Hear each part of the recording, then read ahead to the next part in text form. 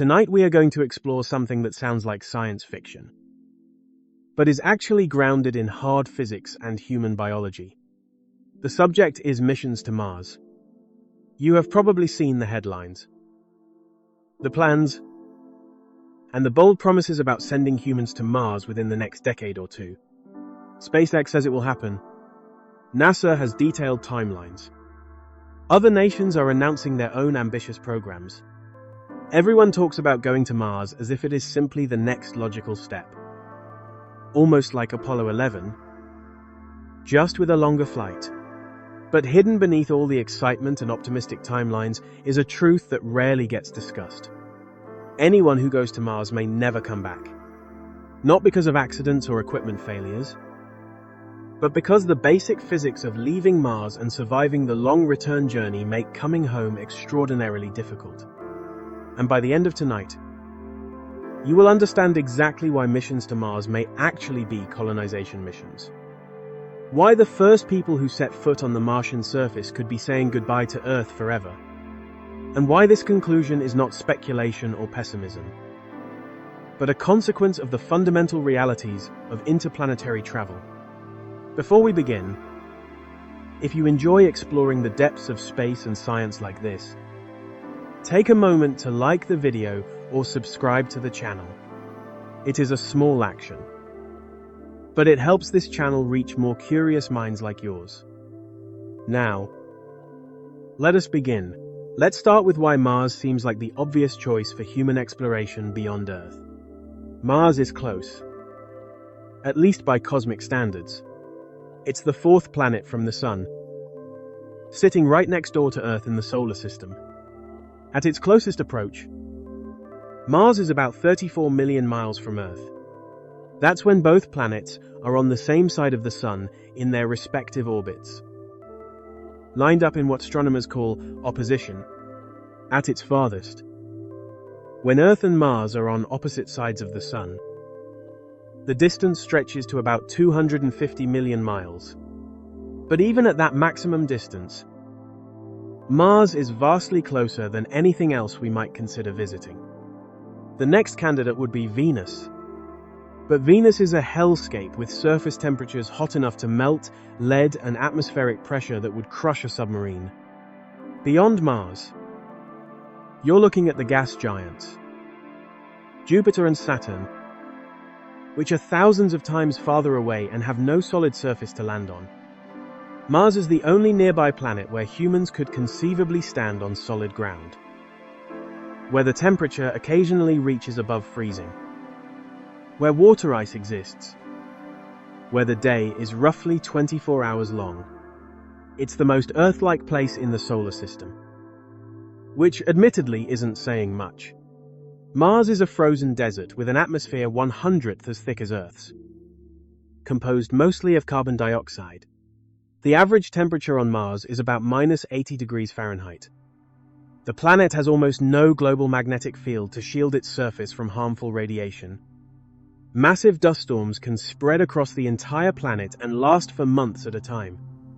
And yet, compared to almost every other place in the solar system, Mars still appears relatively hospitable.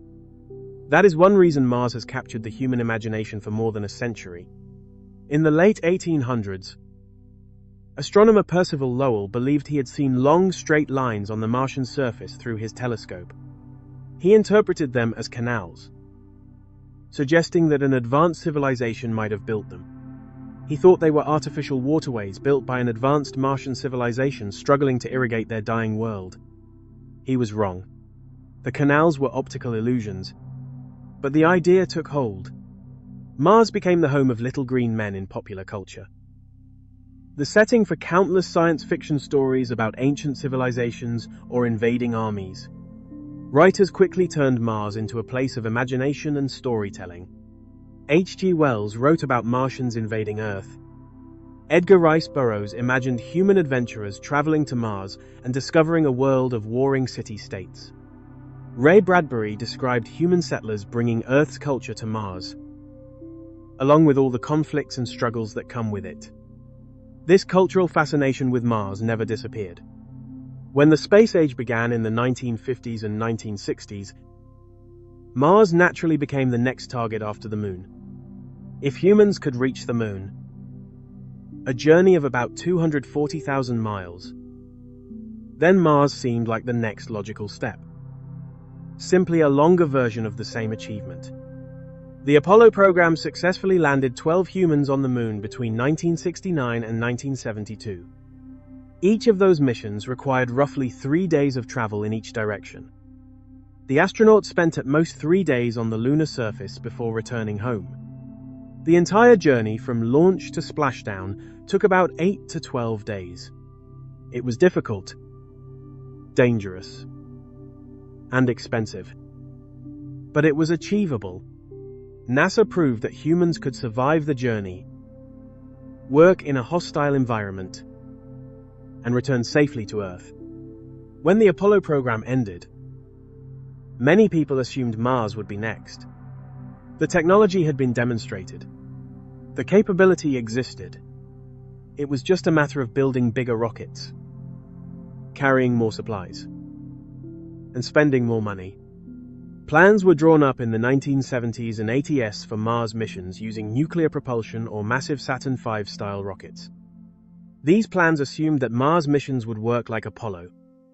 Launch from Earth, travel to Mars, land, explore for a few weeks or months, then launch back from Mars, and return to Earth.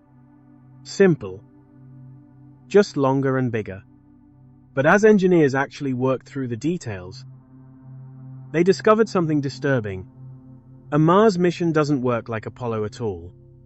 The distances involved, the time required, the fuel needed, the physical toll on human bodies. Every single factor is exponentially more difficult. What looks like a simple scaling up of Apollo turns out to be a fundamentally different kind of problem. The first challenge is distance.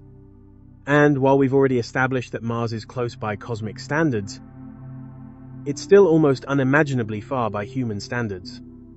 The Moon is about 240,000 miles from Earth. Mars, at its closest approach, is roughly 34 million miles away, which is about 142 times farther than the Moon. At its farthest point, the distance can exceed 400 million miles, making it more than 1,000 times farther than the Moon. This enormous distance creates immediate challenges that did not exist during the Apollo missions. A journey to Mars typically takes between 6 and 9 months, depending on the chosen trajectory and the relative positions of Earth and Mars in their orbits. And that time refers only to the trip there. It is not 6 to 9 months round trip. The astronauts who traveled to the Moon during Apollo missions spent at most 12 days away from Earth. By contrast, astronauts heading to Mars would spend at least 6 months in transit before even arriving at the planet.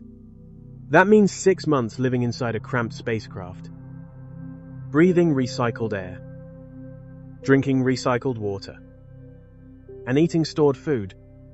It also means 6 months of exposure to cosmic radiation, with no protection from Earth's magnetic field. 6 months in microgravity, where bones gradually lose density and muscles begin to weaken despite regular exercise. And 6 months of psychological stress, caused by isolation, in the Nuttegay and the 19, and the constant awareness that Earth is growing farther away with every passing day. And that's just the outbound journey. Here's where the physics gets cruel. Once you arrive at Mars, you can't just turn around and come home. The orbital mechanics don't allow it. Earth and Mars orbit the Sun at different speeds. Earth takes 365 days to complete an orbit. Mars takes 687 Earth days. This means the planets are constantly changing their positions relative to each other. The launch window for traveling from Earth to Mars, when the planets are positioned correctly for an efficient transfer orbit, only occurs once every 26 months. And when you're on Mars, the launch window for returning to Earth also only occurs once every 26 months. But there is a critical detail that many people overlook. The return launch window does not open immediately after astronauts arrive on Mars. If you travel from Earth to Mars during one launch window, you must wait for the next orbital alignment before it becomes possible to return. Because of the orbital mechanics of the two planets, that means waiting about 2 years on Mars before the journey home can even begin. 2 years is roughly 730 days. Compare that with the Apollo astronauts, who spent at most 3 days on the surface of the Moon. As a result, the minimum duration of a round-trip mission to Mars would be close to 3 years. About 6 to 9 months traveling to Mars, followed by 2 years waiting on the Martian surface for the correct launch window, and then another 6 to 9 months traveling back to Earth. In total, that is about 3 years at minimum for a complete mission. And that's if everything goes perfectly. If no problems occur, if the return launch happens exactly when planned, any delay extends the mission by another 26 months because you've missed the launch window and have to wait for the next one. 3 years is a long time for a mission. It's an enormous commitment, an enormous risk. And the physical toll of those 3 years makes the return journey questionable even if it's technically possible. Now, let us talk about fuel, because this is where the mathematics become truly unforgiving. Every rocket ever launched from Earth has faced the same fundamental constraint known as the Tsiolkovsky rocket equation. This equation, derived by the Russian scientist Konstantin Tsiolkovsky in 1897, describes the relationship between a rocket's total mass, the amount of fuel it carries, and the velocity it can ultimately achieve. The basic principle is simple and devastating. To go faster, you need more fuel. But fuel has mass, so adding fuel makes the rocket heavier. A heavier rocket needs more fuel to achieve the same velocity. But that additional fuel also has mass, so you need even more fuel to carry it. This creates an exponential relationship. Small increases in the velocity a rocket must achieve require enormous increases in fuel mass. For the Apollo missions, this was manageable because the Moon has very low gravity and no atmosphere.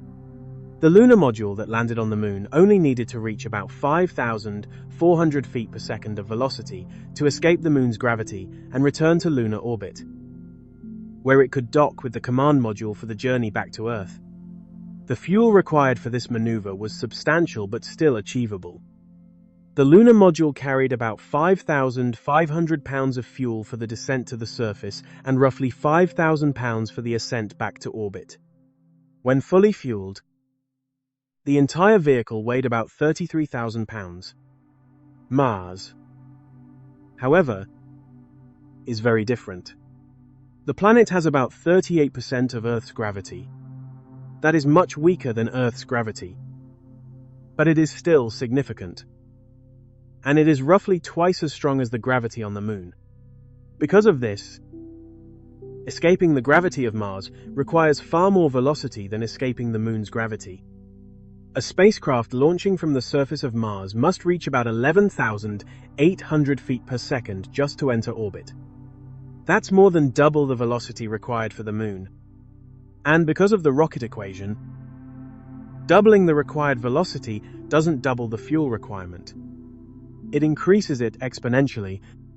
Let's do some rough calculations. If you wanted to send a spacecraft comparable in size to the Apollo lunar module from Mars' surface to Mars orbit, you'd need approximately 4 times as much fuel as the lunar module used. That translates to roughly 20,000 pounds of fuel just to launch from the surface of Mars and reach Mars orbit. But that is only the first step. You also need additional fuel to leave Mars orbit and begin the journey back to Earth. To do that, the spacecraft must reach escape velocity from Mars, which is about 11,800 feet per second relative to Mars. Then there is another requirement. When the spacecraft finally approaches Earth, it must slow down either to enter Earth orbit or to safely re-enter Earth's atmosphere. That maneuver also requires energy and careful mission planning. When all of these stages are combined, the total fuel requirement becomes enormous. Estimates vary depending on the mission design. But a conservative calculation suggests that a returning spacecraft would need somewhere between 80,000 and 150,000 pounds of fuel just for the journey from the surface of Mars back to Earth. That's an enormous amount of fuel. And here's the problem. You have to bring that fuel with you. Every pound of fuel you need on Mars for the return journey has to be launched from Earth, carried to Mars, and safely landed on the surface. When NASA and private companies actually run the calculations for a crewed Mars mission with a return capability, they arrive at spacecraft masses that are almost absurdly large. That means mission masses of several hundred tons would need to be assembled in low Earth orbit before the journey even begins.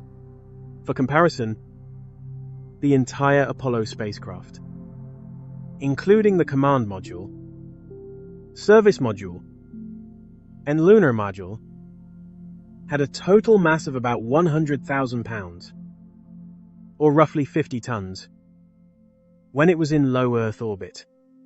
A full Mars return mission would likely require 5 to 10 times that mass, and possibly even more depending on the mission design. Launching such an enormous amount of mass from Earth would require multiple heavy-lift rockets, or an entirely new class of super heavy-lift vehicles that does not yet exist at operational scale. While this is technically possible, it would be extraordinarily expensive. Estimates for the cost of a single, basic Mars round-trip mission with full return capability range from about $100 billion to $500 billion. Depending on the mission architecture and the technologies that would need to be developed, that amount is roughly comparable to the total cost of the Apollo program when adjusted for inflation. And Apollo was one of the most expensive peacetime government programs in American history. There is a possible solution to the fuel problem known as in situ resource utilization, often abbreviated as ISRU. The concept is elegant. Instead of carrying all the fuel needed for the return trip from Earth, astronauts could manufacture the fuel directly on Mars using local resources.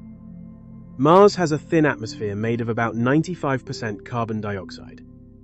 The planet also contains water ice in the soil, something that has been confirmed by several Mars missions. Using a chemical process called the Sabatier reaction, carbon dioxide from the Martian atmosphere can be combined with hydrogen to produce methane and water. The methane can then be used as rocket fuel for the journey back from Mars. The water produced in the process can then be split through electrolysis using electrical energy from solar power. This separates the water into hydrogen and oxygen. The oxygen can be used as the oxidizer for methane rocket fuel, while the hydrogen can be fed back into the Sabatier reaction to produce even more methane. In theory, this creates a closed-loop system capable of generating large amounts of rocket fuel using only carbon dioxide from the Martian atmosphere, water ice from the soil, and energy supplied by solar panels. SpaceX's Starship is specifically designed with this in mind. Starship uses methane and oxygen as propellants because these can theoretically be manufactured on Mars. Elon Musk has stated repeatedly that ISRU is essential for making Mars missions economically feasible.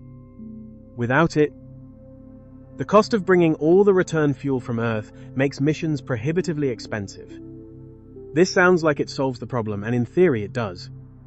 But in practice, ISRU introduces enormous complexity and risk.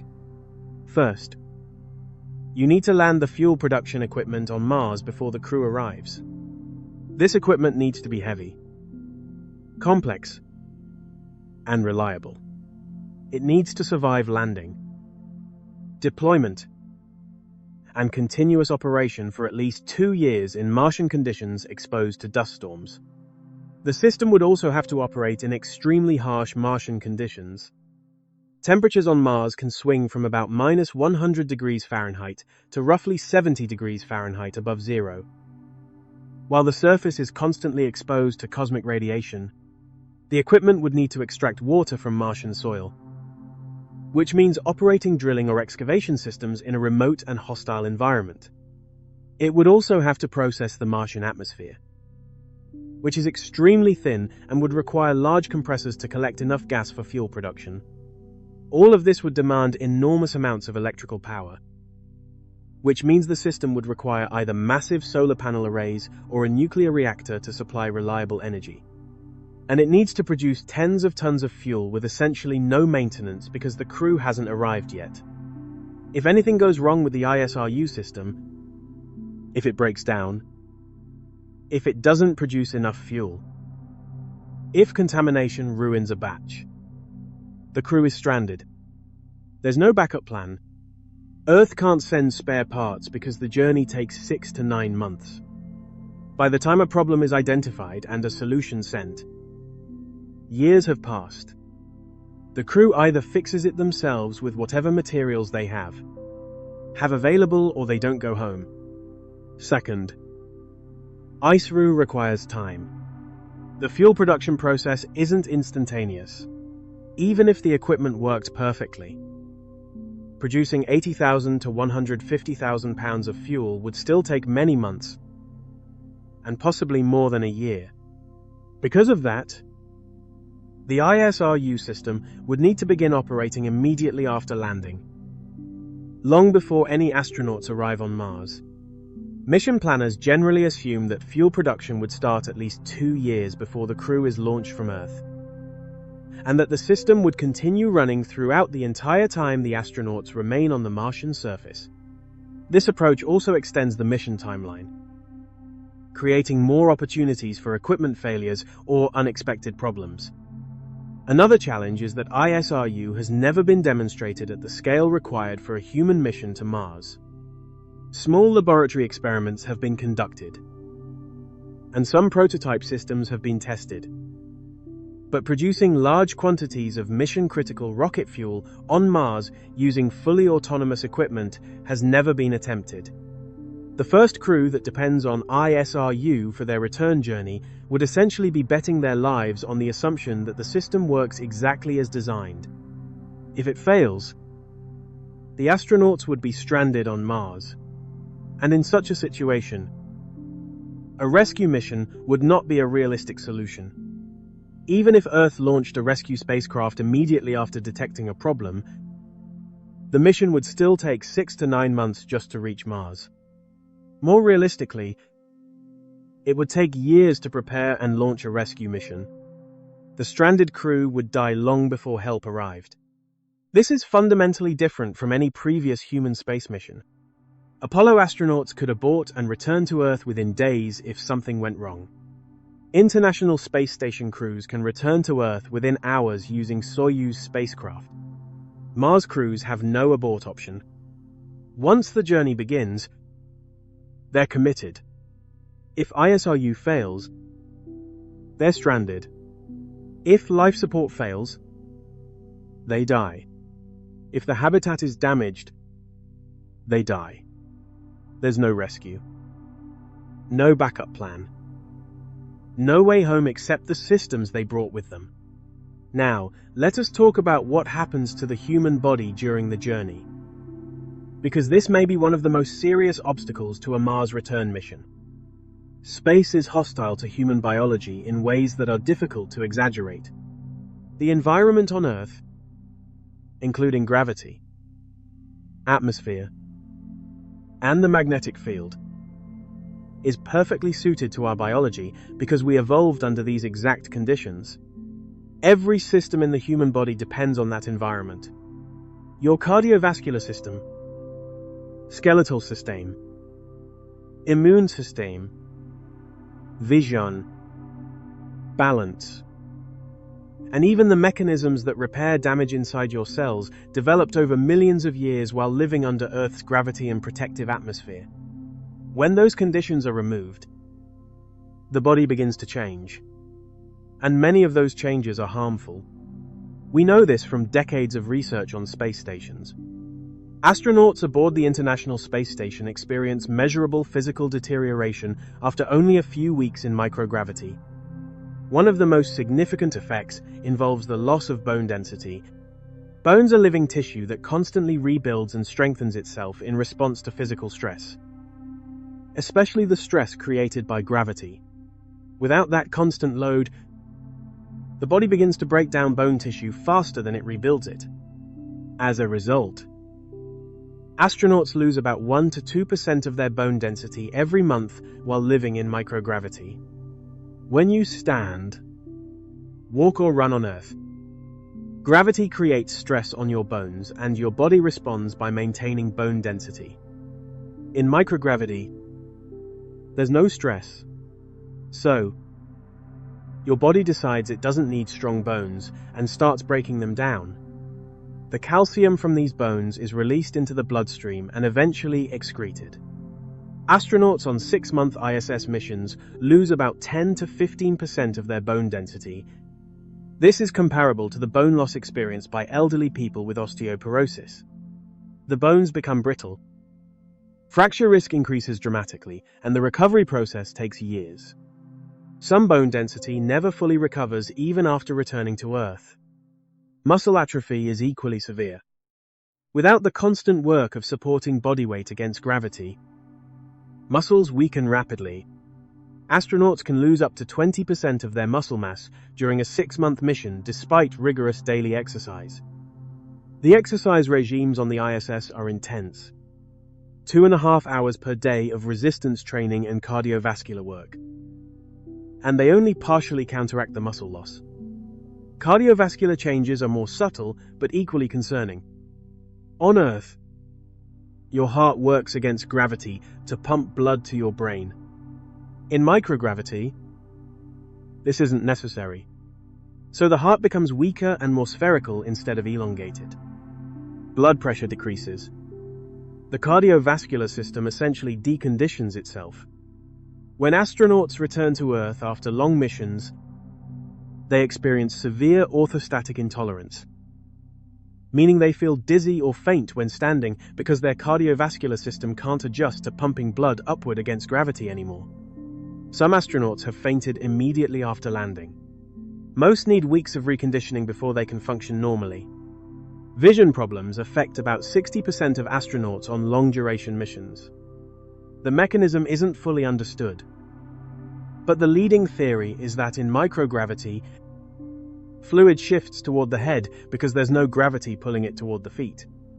This increased fluid pressure in the skull appears to change the shape of the eyeball and may cause swelling of the optic nerve.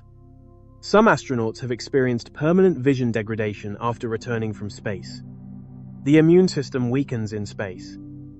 Studies have shown that immune cells function less effectively in microgravity. Viruses that are normally dormant in your body, like the chickenpox virus or herpes viruses, can reactivate during spaceflight. Wound healing is slower, the risk of infection is higher, and there's evidence that radiation exposure, which we'll discuss momentarily, further suppresses immune function. Now consider all of these problems together: bone loss, muscle atrophy, cardiovascular deconditioning, vision changes, and immune suppression. And imagine them lasting not for 6 months, but for 3 years. A crew traveling to Mars would spend about 6 to 9 months in microgravity during the journey to the planet. After arrival, they would spend roughly 2 years living in Martian gravity, which is only about 38% of Earth's gravity. Then they would face another 6 to 9 months in microgravity during the return trip to Earth. Think about what that means for the human skeleton. During the 18 months to 2 years spent in microgravity, bone loss continues at a rate of about 1 to 2% per month. Over 18 months, that could amount to 20 to 30% total bone loss. At that point, a person's bones could become as fragile as those of an 80-year-old. Simple movements that are normally safe, such as standing up, getting out of bed, or walking across a room, could lead to serious fractures.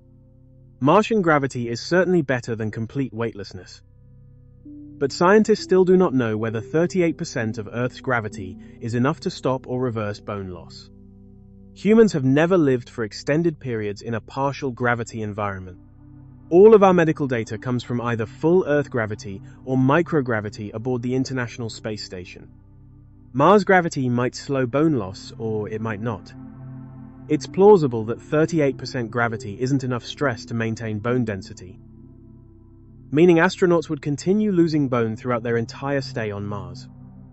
If that's true, by the time the return window opens after 2 years, the crew's skeletons would be so weakened that the return journey itself becomes life-threatening. Re-entry into Earth's atmosphere is a violent physical event.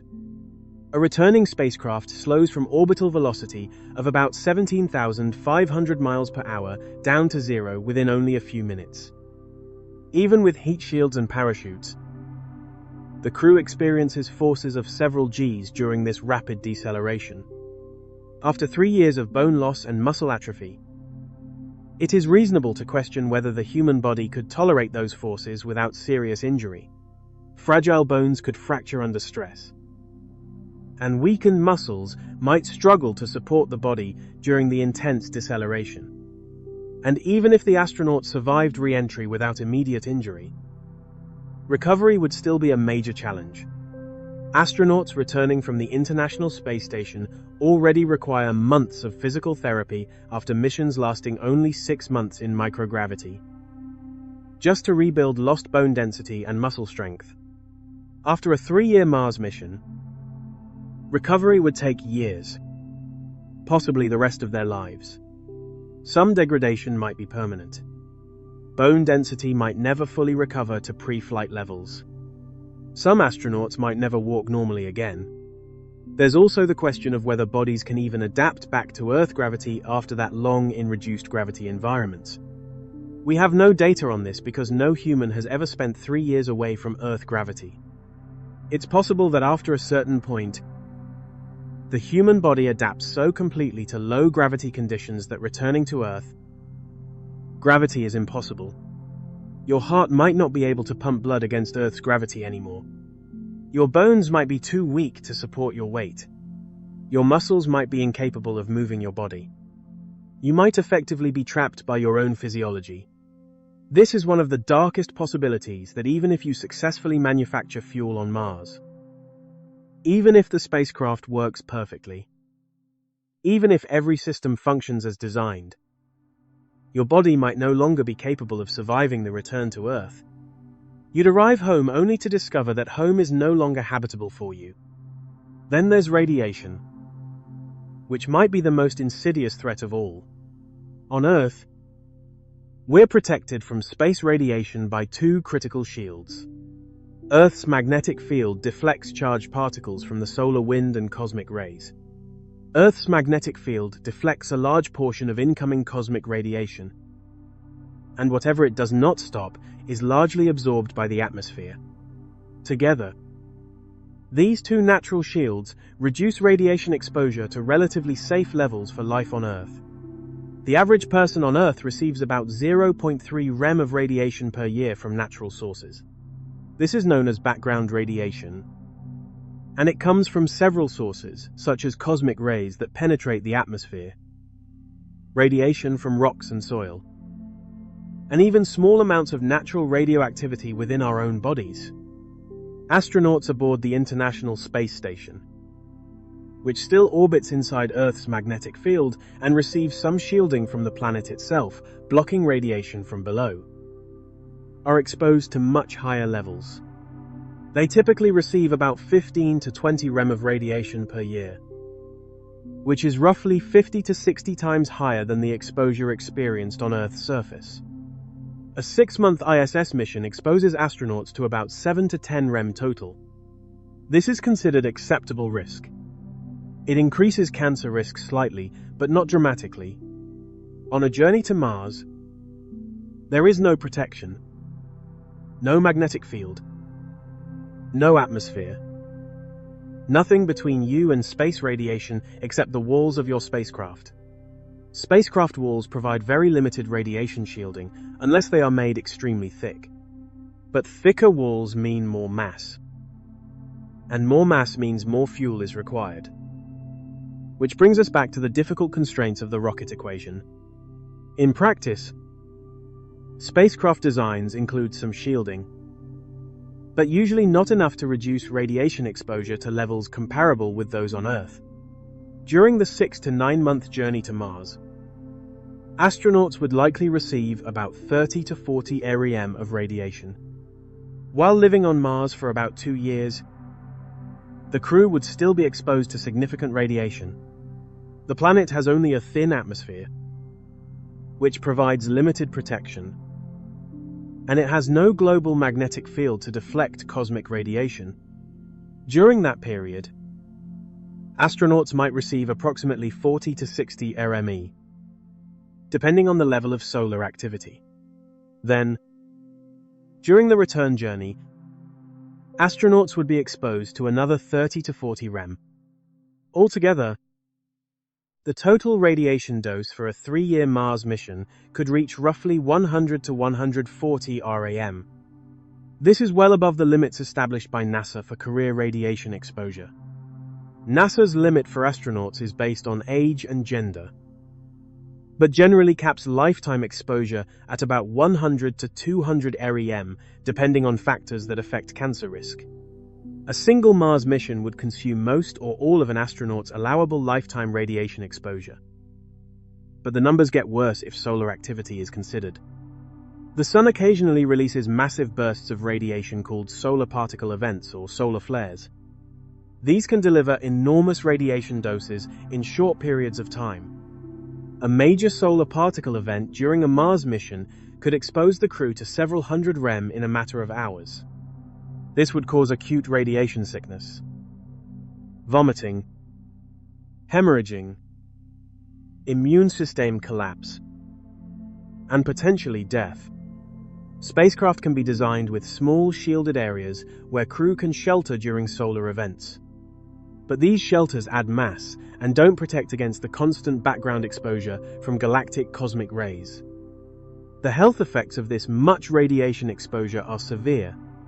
Cancer risk increases dramatically, possibly by 20 to 30% over baseline. Cardiovascular damage occurs. Cataracts can develop. Central nervous system damage is possible, though less well understood. Studies on animals exposed to radiation, similar to space radiation, show cognitive impairment, memory loss, and changes in behavior. Some research suggests that space radiation might accelerate aging at the cellular level, and here's the truly disturbing part. We don't fully understand the long-term effects of space radiation because no human has ever been exposed to these levels. The Apollo astronauts, who traveled to the moon, left Earth's magnetic field protection, but only for about a week. ISS astronauts receive elevated radiation, but they're still partially protected by Earth's magnetic field. No human has spent 3 years in deep space exposed to unshielded radiation. We're extrapolating from animal studies, from short-duration human missions, and from mathematical models. The actual effects might be worse than predicted. There might be synergistic effects where radiation damage combines with bone loss and muscle atrophy and immune suppression to create problems we haven't anticipated. The human body might simply not be designed to survive 3 years in space. Evolution shaped us for Earth. Space is not Earth. Every day in space, every month, every year is fundamentally damaging to human biology. We can mitigate some of the damage with exercise, with medication, with careful mission planning. But we can't eliminate it. And after 3 years, the accumulated damage might be irreversible. Let's talk about the practicalities of life support and resource management, because this is where the differences between a one-way mission and a round-trip mission become stark. Every human needs certain things to survive: air, water, food, temperature regulation, waste disposal. On Earth, these are provided by planetary systems. The atmosphere provides air. The hydrosphere provides water through rain and rivers and oceans. The biosphere provides food through agriculture. The climate system regulates temperature. We don't think about these things because they're automatic. Part of the background of existence. In space, nothing is automatic. Every breath of air must be generated or recycled. Every drop of water must be brought or reclaimed from waste. Every meal must be packed and preserved or grown in artificial environments. Temperature control requires active systems. Waste must be processed and disposed of or recycled. For short missions like Apollo or even ISS missions, you can bring supplies from Earth. Apollo astronauts brought air tanks, water tanks, and packaged food. ISS crews receive regular resupply missions from Earth every few months, bringing fresh food, water, equipment, and spare parts. If something breaks on the ISS, a replacement can be sent on the next resupply flight. If supplies run low, more can be delivered. The ISS is supported by Earth. It's an extension of Earth infrastructure, not an independent settlement. A Mars mission cannot work this way. The distances are too great. Communication alone takes between 4 and 24 minutes each way, depending on where Earth and Mars are in their orbits. If something breaks, you can't call Earth and get advice in real time. By the time your distress message reaches Earth and a response comes back, between 8 and 48 minutes have passed. If the problem is urgent, minutes matter, and waiting nearly an hour for advice could be fatal. Resupply missions are essentially impossible on useful timescales. If the crew runs out of critical supplies, if a key system fails, Earth can't send help that would arrive in time. A resupply mission would take 6 to 9 months to reach Mars. The crew would be dead long before it arrived. This means a Mars mission must be completely self-sufficient. The habitat, the life support systems, the food production, all of it must function for the entire duration of the mission without external support. This is an extraordinarily difficult engineering challenge. The ISS life support system is one of the most complex machines ever built. It recycles air by removing carbon dioxide and using electrolysis to split water into oxygen and hydrogen. The oxygen is released into the cabin air. The hydrogen produced in the system can either be vented or combined with carbon dioxide to create water through the Sabatier reaction. On the International Space Station, the life support system is able to recycle about 90% of the water, recovering it from humidity in the air, from urine, and from other waste streams. Achieving recycling rates higher than that would require systems that are even more complex. This technology works well on the ISS, but it is not a completely closed system. The station still depends on regular shipments of water from Earth, because the recycling process is not perfect. Small amounts of water are constantly lost and must be replaced. The system also needs routine maintenance, replacement parts, and occasional repairs. On Mars, that kind of support would not be possible. Astronauts could not rely on frequent resupply missions from Earth. The life support system would need to operate as a truly closed loop, recycling almost 100% of the air and water needed for survival. Any losses in the life support system would need to be replaced using local resources on Mars. That means extracting water from Martian soil, which adds additional layers of complexity along with significant energy requirements. Food presents an even greater challenge. Humans typically require about 2,000 to 2,500 calories per day, depending on their level of activity. For a crew of 4 people spending 3 years on Mars, that amounts to roughly 9 million calories of food in total. Pre-packaged food also has limitations.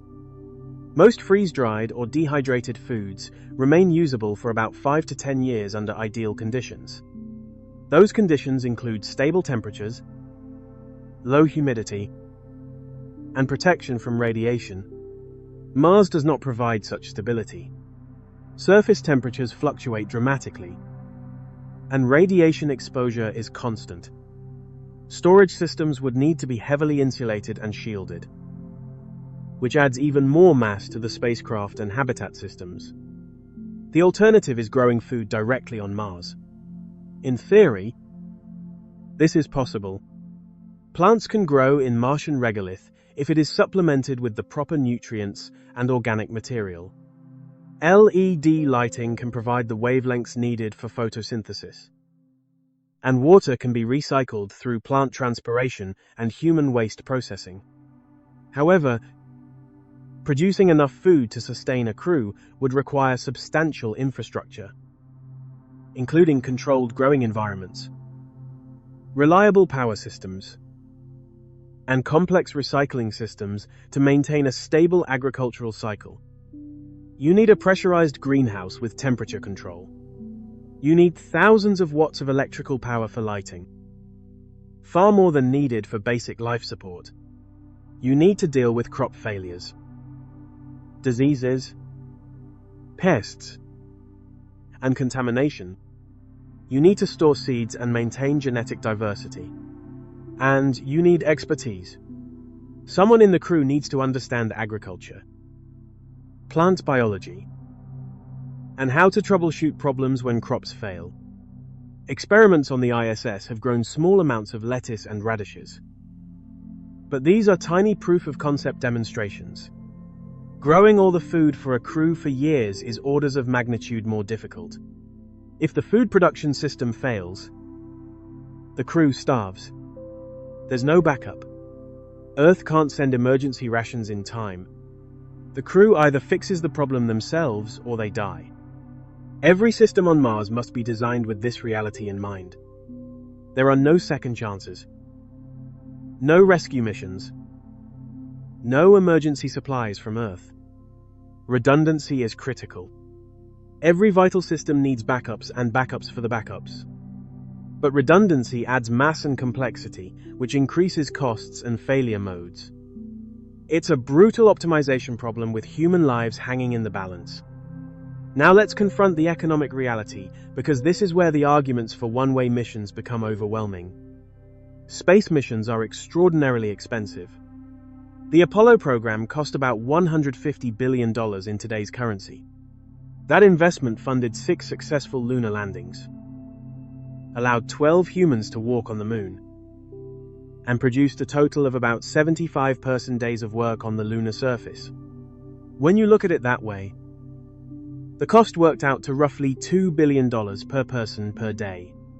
The International Space Station has also cost about $150 billion to build and operate over its lifetime, with the expense shared among several participating nations. In return, it has supported a continuous human presence in space for more than 20 years, typically hosting crews of 3 to 7 astronauts at a time. That translates to a cost of roughly $1 to $2 billion per person per year. These are enormous amounts of money, and they fund missions that take place relatively close to Earth. Where strong support infrastructure exists, a mission to Mars would be far more expensive. Estimates for a basic mission with full return capability range from about $100 billion on the low end to more than $500 billion for more realistic mission architectures. SpaceX has suggested that the cost might be reduced, perhaps to around $50 billion. But those projections assume major technological breakthroughs that have not yet been achieved. They rely on developments such as reliable in-situ resource utilization, fully reusable spacecraft capable of multiple round trips, and launch costs far lower than what exists today. Even if SpaceX's most optimistic estimates were correct, $50 billion is still an enormous amount of money. That is roughly comparable to the entire annual budget of NASA. Spending that much on a single mission requires a clear justification. What scientific discoveries, technological advances, or economic benefits would justify $50 to $500 billion? This is where the calculation changes dramatically. A one-way mission is far less expensive than a round-trip mission. If astronauts are not expected to return to Earth, the spacecraft does not need to carry fuel for the return journey. That alone reduces the required mass significantly. The vehicle also does not need to be designed for Earth re-entry, which simplifies its structure and reduces engineering complexity. If the goal is to establish a permanent settlement rather than conduct a temporary visit, supplies and equipment could be delivered over multiple missions, spreading the cost across time instead of concentrating it in a single launch. Because of these differences, the cost gap is enormous. A one-way mission might cost somewhere between $10 and $50 billion, while a round-trip mission could range from $50 to $500 billion depending on the design.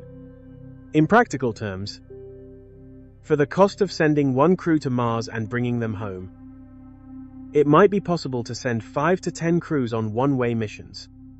That approach could establish a permanent base, build a population large enough to sustain itself, conduct meaningful scientific research, and eventually begin resource extraction and development on Mars. From a purely economic perspective, one-way missions make far more sense. You can send more people to Mars for the same cost, to establish a permanent human presence, and move beyond symbolic missions where astronauts plant a flag and return home. Instead, you begin the long process of turning humanity into a multi-planet species. The counter-argument, of course, is that sending people on one-way missions raises serious ethical questions. You're asking people to accept exile, to say goodbye to Earth forever, to give up any possibility of returning home. This seems cruel, perhaps unconscionable, but is it? Throughout history, humans have undertaken one-way journeys. The Polynesian voyagers who settled the Pacific Islands left their homes knowing they could never return. The European colonists who sailed to the Americas in the 15th and 16th centuries undertook journeys that lasted months, consumed a large portion of their wealth, and offered no guarantee of survival. Most of them never returned to Europe, not because returning was physically impossible, but because the cost and difficulty made it impractical. They left behind their homes, their families, and the entire world they had known in order to begin new lives in unfamiliar lands. Many died during the voyage or soon after arriving. Those who survived gradually built new societies. Their descendants eventually became Americans, Australians, Canadians, and other populations with identities distinct from their European ancestors. In many ways, both Polynesian and European expansions across the oceans were effectively one-way journeys by practical necessity.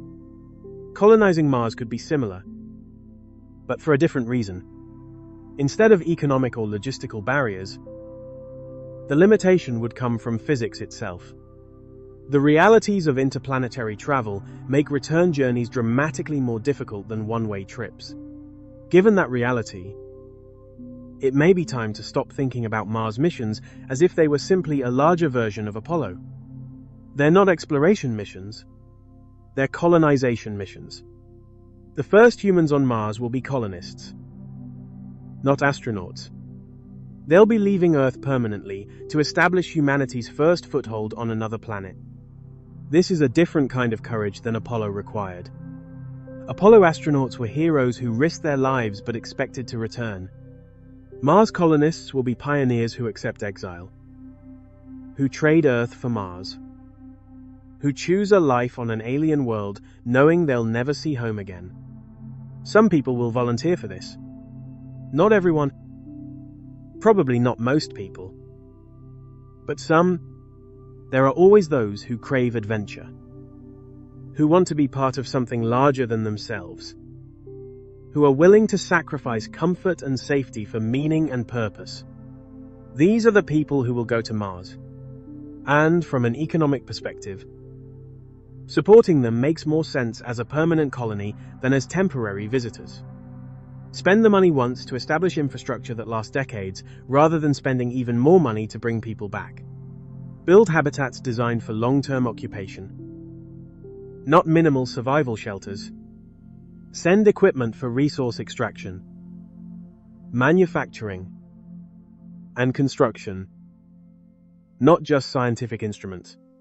Create the foundation for a self-sustaining settlement that will eventually not need Earth's support. This is the only economically rational approach to Mars. Given the physics and costs involved, the psychological reality of a one-way mission is complex and often overlooked.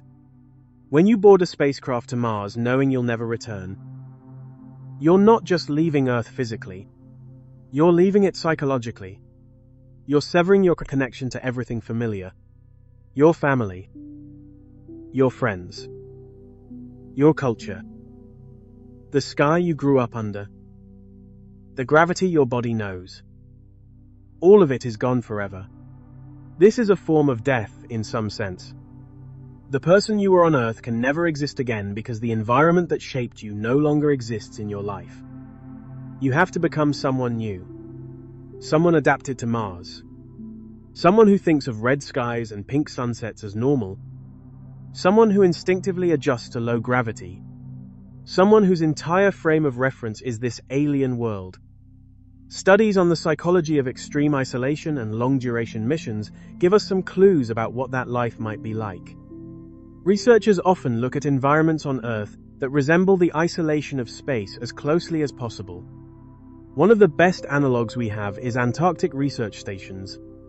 Scientists who spend the winter in Antarctica live in conditions that share many similarities with a Mars mission.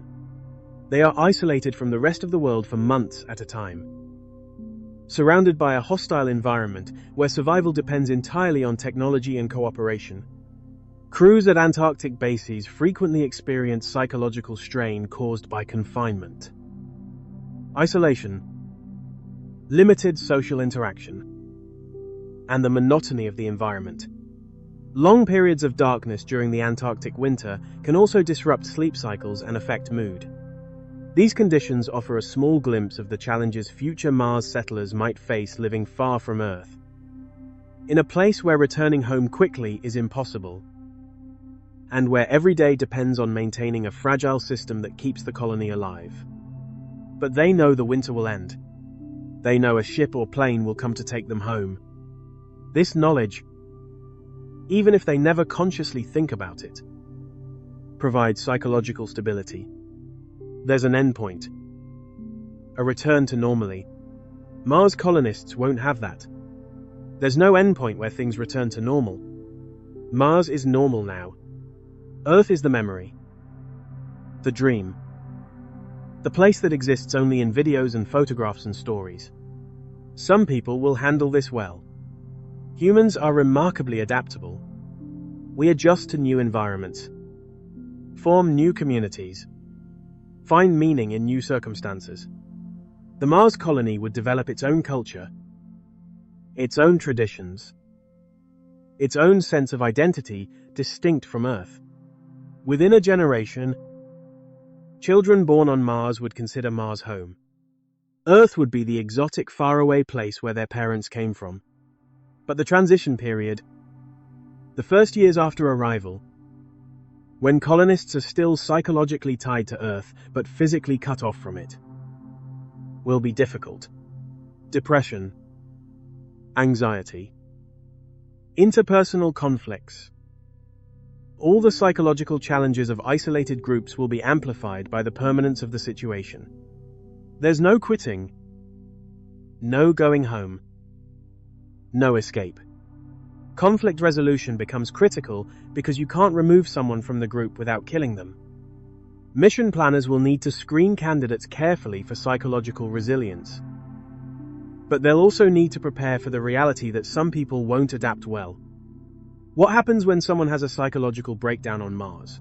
What happens when someone decides they made a mistake? They want to go home. And you have to explain that home no longer exists for them. These aren't theoretical questions. They will happen, and the colony will need systems for dealing with them. Future Mars settlers would need strong support structures, access to mental health resources, and cultural systems designed to help people cope with the psychological weight of living permanently away from Earth. Life on another planet would not just be a technical challenge, it would be a profound human challenge, requiring communities that can maintain stability, purpose, and identity across years or even generations. This idea may sound extreme, but history shows that many people are willing to take that kind of leap. When the Mars One project announced plans for a proposed one-way mission to Mars, the response was surprising.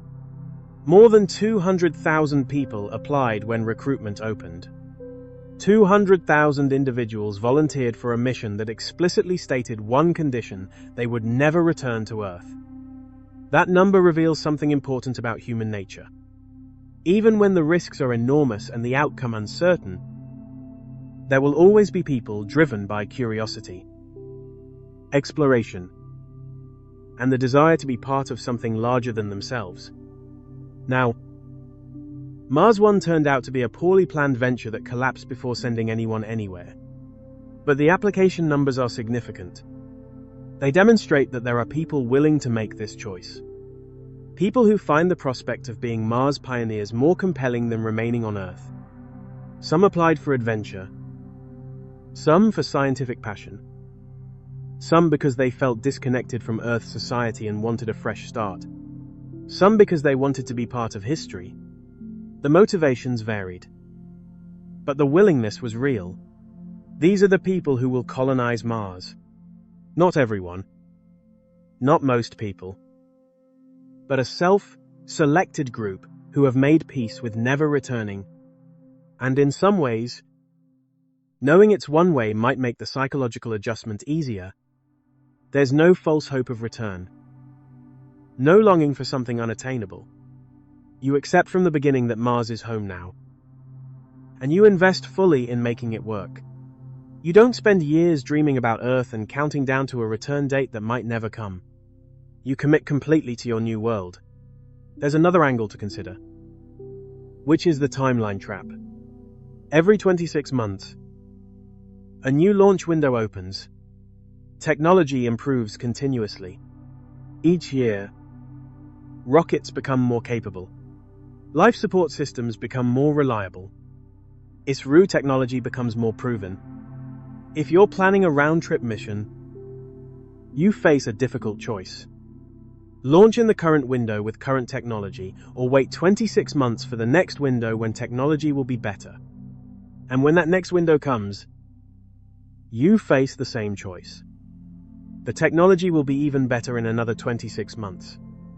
Waiting always seems rational because the next mission will always be safer, cheaper, more capable. This creates a perverse incentive to delay indefinitely. Why risk lives with marginal technology when waiting 2 more years gives you better odds? But waiting means no mission happens. Decades pass with planning and development, but no actual Mars landings. This is essentially what's happened since the Apollo era ended. We've been planning Mars missions for 50 years. Detailed designs exist. Technologies have been developed. But we've never committed to actually going because there's always a reason to wait, to develop better systems to reduce risk further. If Mars missions are framed as round-trip missions, this pattern will continue. The bar for safety and reliability is so high that achieving it requires technology that doesn't exist yet. And by the time that technology exists, new capabilities will be on the horizon that could make missions even safer. The waiting never ends.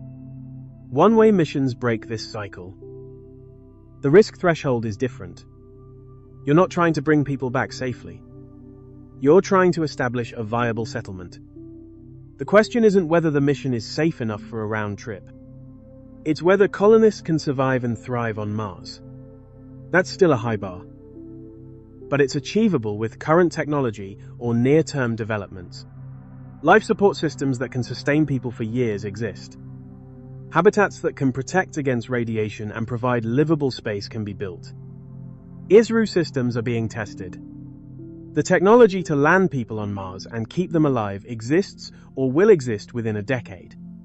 It's not perfect. It's not as safe as we'd like. But it's sufficient for colonization, Framing Mars missions as colonization rather than exploration changes the risk calculation.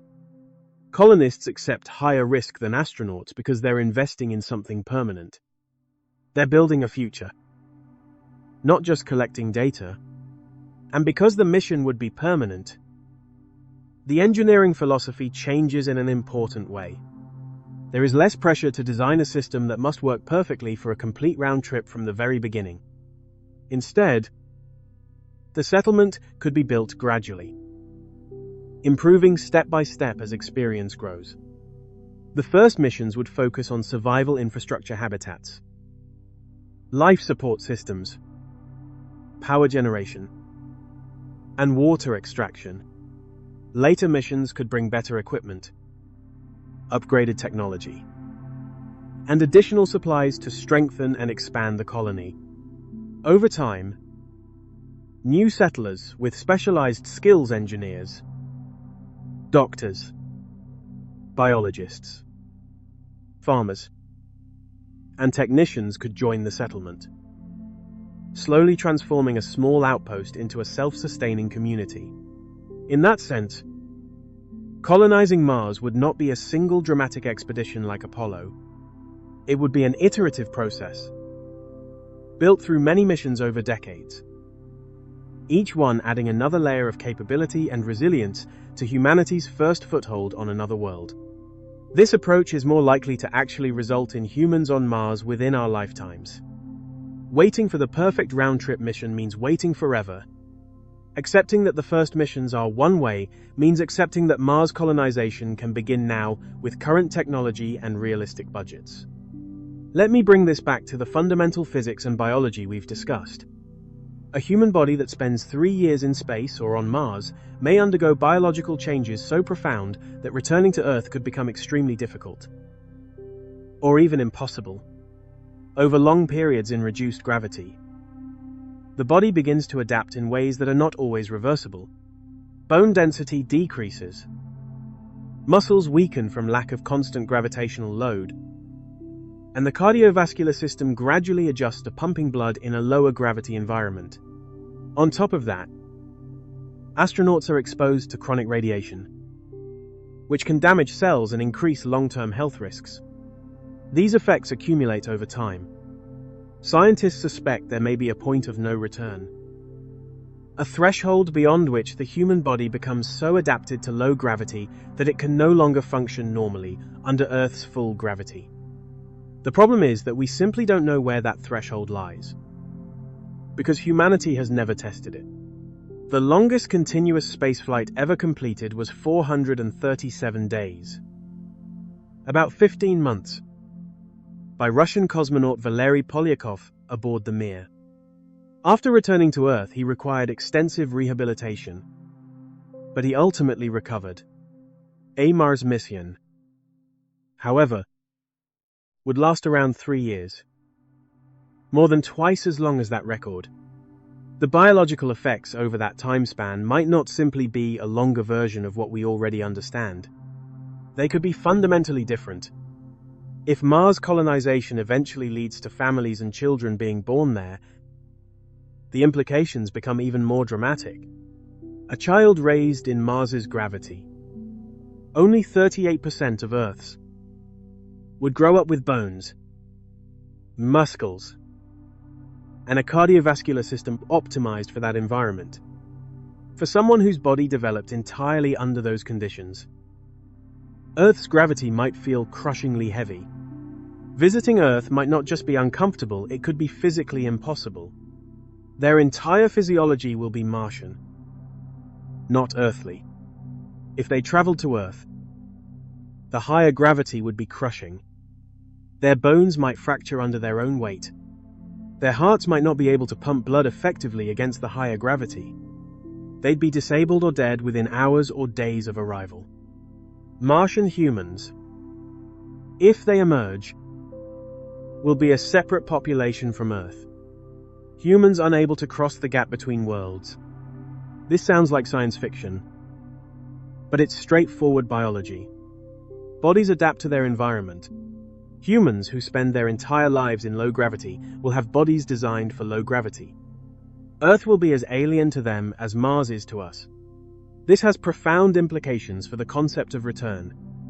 Even if technology advances to make return missions economically feasible, even if ISRU becomes reliable and efficient, there may be a biological barrier that prevents people from returning.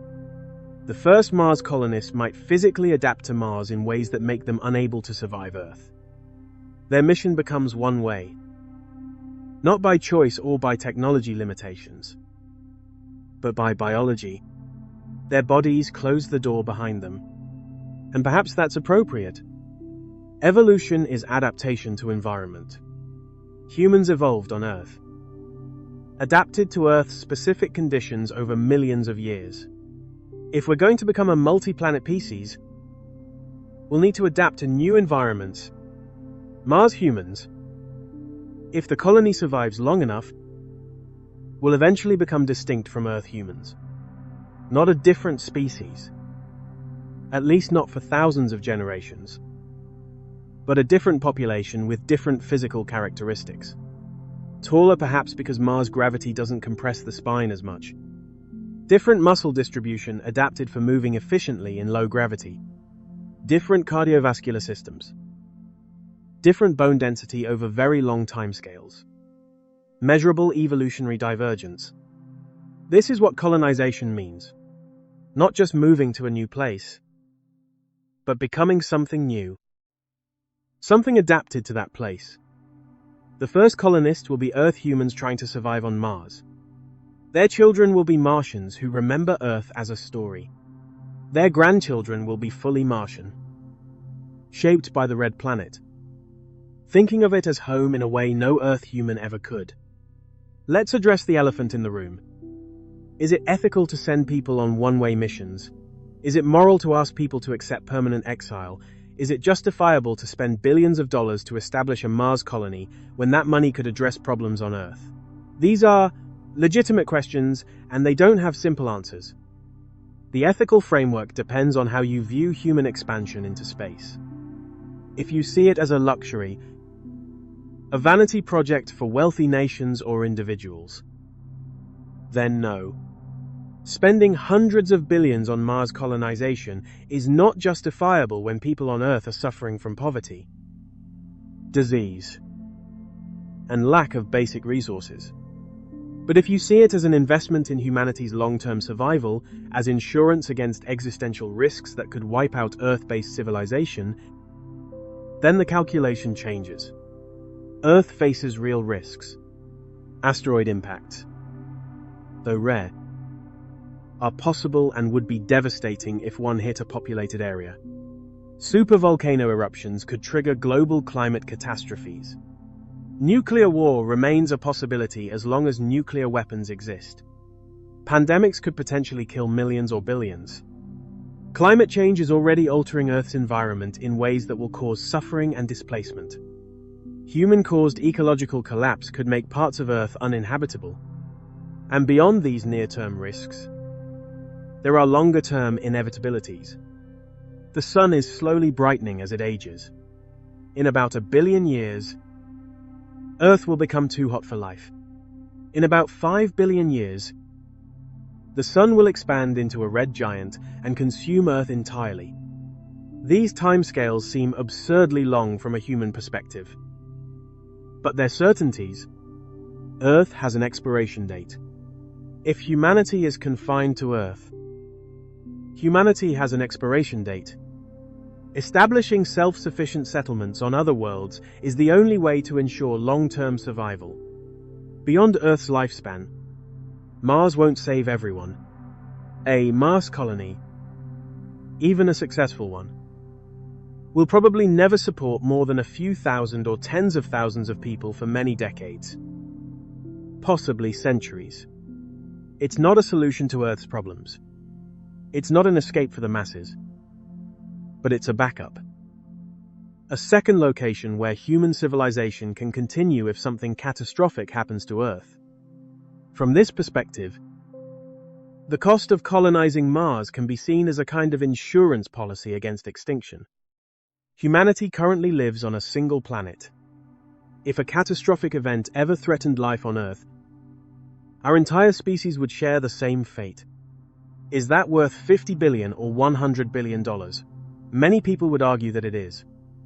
Governments already spend comparable amounts on military defense, preparing for dangers that may never happen. In comparison, investing a small fraction of the world's economic output to establish humanity's first foothold on another planet could be viewed as a reasonable step towards securing our long-term survival. Mars colonization, in that sense, is not just exploration. It is an investment in the future of our species. The ethical question of asking individuals to accept permanent exile is more nuanced. In one sense, it's no different from asking soldiers to risk death in war, or asking test pilots to fly experimental aircraft, or asking mountain climbers to attempt Everest. We routinely accept that some people will voluntarily take on enormous risks for causes they believe in. If someone fully understands the risks and consequences of a one-way Mars mission and volunteers anyway, is it unethical to allow them to go? They're adults making informed decisions about their own lives. The key is informed consent. Candidates must understand completely what they're agreeing to. Not just the technical risks, but the psychological reality of permanent separation from Earth, the physical toll on their bodies, the possibility that life on Mars will be harder and shorter than life on Earth, the knowledge that if something goes wrong, no rescue is coming. If they understand all of this and still volunteer, then allowing them to go respects their autonomy and their choice to participate in something historically significant. The alternative is paternalism, deciding that we know better than they do what's good for them. Some people will make the calculation that being part of the first Mars colony, contributing to humanity's expansion into space, living on the frontier of human achievement, is worth the cost of never returning to Earth. That's a valid choice. Not everyone will make it. Probably not most people. But for those who do, we should respect their decision. Let me bring all of this together. We've covered the distance problem, the orbital mechanics that require waiting 2 years on Mars before a return window opens. We've covered the fuel problem, the exponential relationship between velocity and fuel mass that makes return missions require exponentially more resources than one-way missions. We've covered ISRU as a potential solution and all the uncertainties and risks it introduces. We've covered the physical toll on human bodies, bone loss and muscle atrophy, and radiation exposure that accumulates over 3 years to potentially irreversible levels. We've covered the life support and resource challenges, the need for completely closed-loop systems with no possibility of resupply from Earth. We've covered the economic reality that one-way missions are 5 to 10 times cheaper than round-trip missions. We've covered the psychological aspects of permanent exile and the self-selection of people willing to become Mars colonists. We've covered the timeline trap where waiting for better technology means never actually going. And we've covered the biological possibility that bodies adapted to Mars might not be able to return to Earth even if technology allows it. All of these factors point in the same direction. Mars missions, at least the first ones, will be one way. Not because we want them to be, not because we're cruel or short-sighted, but because the physics, biology, and economics make one-way missions feasible and round-trip missions extraordinarily difficult. This doesn't mean return missions are impossible forever. Technology improves. Maybe in 50 years or a century, we'll have developed propulsion systems that make the fuel problem manageable. Maybe we'll understand human physiology in low gravity well enough to develop countermeasures that prevent the deterioration we see now. Maybe there will be regular traffic between Earth and Mars with ships carrying cargo and people back and forth. But that's the far future. If it happens at all, the first Mars missions will be one way. The first colonists will be pioneers who never return. And maybe that's appropriate. Throughout history, pioneers have left their homes to settle new lands. They've crossed oceans, traversed continents, endured hardships that killed many of them, The ones who survived built new societies in new places. Their sacrifice, their courage, their willingness to leave everything behind created the world we live in today. Let me get more specific about what the actual mission profile would look like for these first colonists, because understanding the details makes the reality even clearer. The mission would likely begin with cargo flights. Multiple unmanned missions would launch during several launch windows before the crew ever leaves Earth. These cargo missions would carry the habitat modules, the life support equipment, the ISRU systems for fuel production, solar panels, or nuclear reactors for power, food supplies, medical equipment, tools, spare parts, everything needed to survive. This pre-deployment phase might take 4 to 6 years, 2 to 3 launch windows, delivering perhaps 80 to 100 tons of cargo to Mars' surface. Each cargo mission would take 6 to 9 months to travel to Mars, then spend months or years operating autonomously on the surface, deploying equipment, setting up systems, beginning fuel production. By the time the crew launches, there should theoretically be a functioning base waiting for them. Habitats inflated and pressurized, life support systems running, power generation operational, fuel tanks filling for potential future use. The crew would launch knowing their survival depends entirely on equipment that's been sitting on Mars for years, operating without human supervision. If anything critical has failed during that time, they're flying toward their death. They won't know for certain until they arrive. The journey itself would be brutal. 6 to 9 months in a spacecraft likely smaller than a large RV. A crew of 4 to 6 people, the minimum needed for safety and skill redundancy. Living in extremely confined spaces. Every cubic meter inside the spacecraft would be precious, carefully filled with supplies, equipment, life support systems, or crew workstations. There would be very little unused space. The habitat would feel less like a home and more like a tightly packed machine designed simply to keep its occupants alive. Privacy would be almost non-existent. The crew would see the same faces, hear the same voices, and live with the same routines every single day for months. Even small things, the sounds of breathing systems, the smell of recycled air, the habits of crewmates would become constant parts of daily life.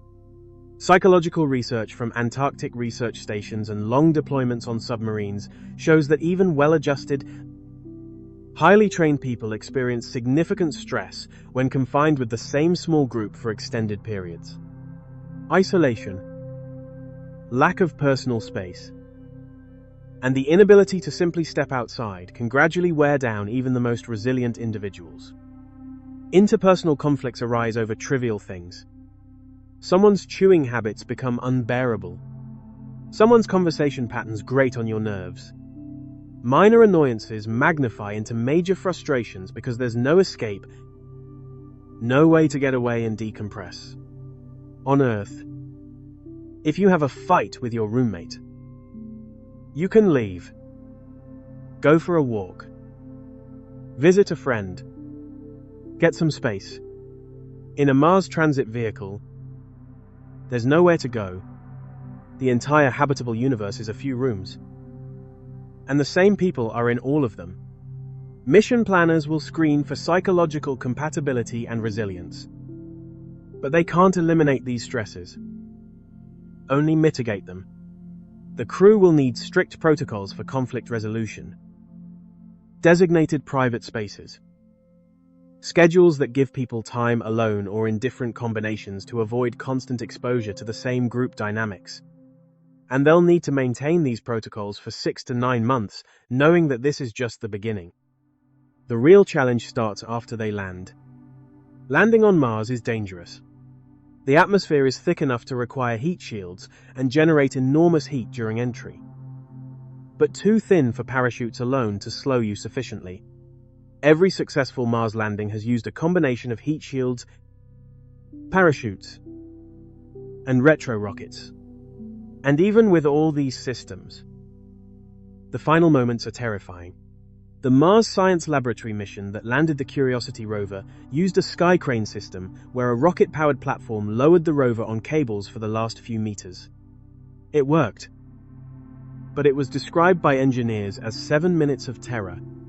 Every step had to work perfectly with no possibility of human intervention because the communication delay meant Earth wouldn't even know if landing succeeded until 14 minutes after it was over. A crewed landing would be even more complex. The vehicle would be larger and heavier, requiring more propellant for the final descent. The crew would be awake and aware through the whole process, knowing their lives depend on systems functioning flawlessly during hypersonic entry and supersonic deceleration. Any failure means death. If the heat shield cracks, they burn up. If the parachutes don't deploy, they impact at terminal velocity. If the retro rockets fail, they crash. There are no second chances. No abort modes. Once entry begins, you're committed to landing or dying. Assuming successful landing, the crew would then begin the most critical phase. Checking all the pre-deployed systems. Did the habitats survive the years of waiting? Are they still pressurized, or did micrometeorite impacts puncture them? Is the life support functioning, or did a component fail? Is there power, or did the solar panels get covered in dust? Is there water, or did the extraction system malfunction? Is there food, or did storage containers fail? Every system critical to survival would need to be verified. And if anything major has failed, the crew would have to repair it quickly. They'd have limited supplies carried in their landing vehicle, enough for perhaps a few weeks of independent survival. If they can't get the main habitat systems running within that window, they die. No rescue is possible. Earth doesn't even know they've landed yet because of the communication delay. By the time Earth receives the landing confirmation and can assess any problems, hours have passed. By the time engineers on Earth can analyze the situation and send advice, more hours pass. Critical decisions need to be made on Mars by the crew with whatever resources they have immediately available. This is where the reality of one-way missions becomes the most stark. Every problem has the potential to become fatal, and every solution must come from whatever resources are already on hand. There is no option to wait for replacement parts from Earth. There is no real-time consultation with experts, because communication delays can stretch from minutes to hours depending on the distance between the planets. And if something goes seriously wrong, there is no evacuation plan, no rescue ship that can arrive quickly. The crew would have to solve every crisis themselves, using only the tools, knowledge, and ingenuity they brought with them. You solve the problem with what you have, or you die. This requires a specific kind of crew, not specialists who are expert in one narrow field, but generalists who understand multiple systems and can improvise solutions. Not people who follow procedures perfectly, but people who can assess novel problems and devise novel solutions. Not people who need extensive support infrastructure, but people who are comfortable with self-reliance and acceptable risk. The selection process for Mars colonists would be fundamentally different from astronaut selection for ISS missions. ISS astronauts are selected for technical competence, ability to follow procedures, and ability to work within a highly structured support system. They're experts who do exactly what mission control tells them to do. Mars colonists would need to be selected for adaptability, creativity under pressure, psychological resilience, and ability to function independently. They'd be more like frontier settlers than astronauts, expected to solve problems without extensive guidance, to take calculated risks when necessary, to accept uncertainty and danger as normal conditions of life. And they'd need to maintain this mindset not for weeks or months, but for years, possibly for the rest of their lives. The daily reality of life on Mars would be harsh in ways that are difficult for Earth-based people to appreciate. Every breath of air is recycled, filtered through mechanical systems that must function continuously. Every drop of water has been through your body or someone else's body multiple times, extracted from urine and sweat and exhaled breath, purified and reused in an endless cycle. Every meal comes from food you grow in Martian soil, supplemented with stored supplies. Knowing that a crop failure means hunger or starvation, you would be living inside a pressurized bubble, surrounded by an environment that is constantly trying to kill you. The habitat would be the only barrier between life and the harsh reality of Mars. Step outside without a pressure suit, and death would come within seconds. The extremely thin atmosphere would cause bodily fluids to begin boiling as pressure drops. The intense cold would quickly freeze exposed tissue. And even if someone somehow survived the pressure and temperature the complete lack of oxygen would lead to rapid suffocation. On Mars, the bin seat. Survival would depend entirely on the fragile systems keeping that small bubble of human life intact. Every EVA, every trip outside the habitat to repair equipment or collect samples or tend to external systems is a life or death proposition. Your suit is your life support, and if it fails, you have minutes at most to get back inside. The psychological weight of this is hard to overstate. On Earth, if you want to go outside, you open a door and step out. On Mars, going outside requires an hour of preparation. Checking your suit systems, verifying oxygen levels, confirming pressure seals, going through depressurization cycles, and once you're out there, you're intensely aware that a small puncture, a seal failure, a system malfunction means death.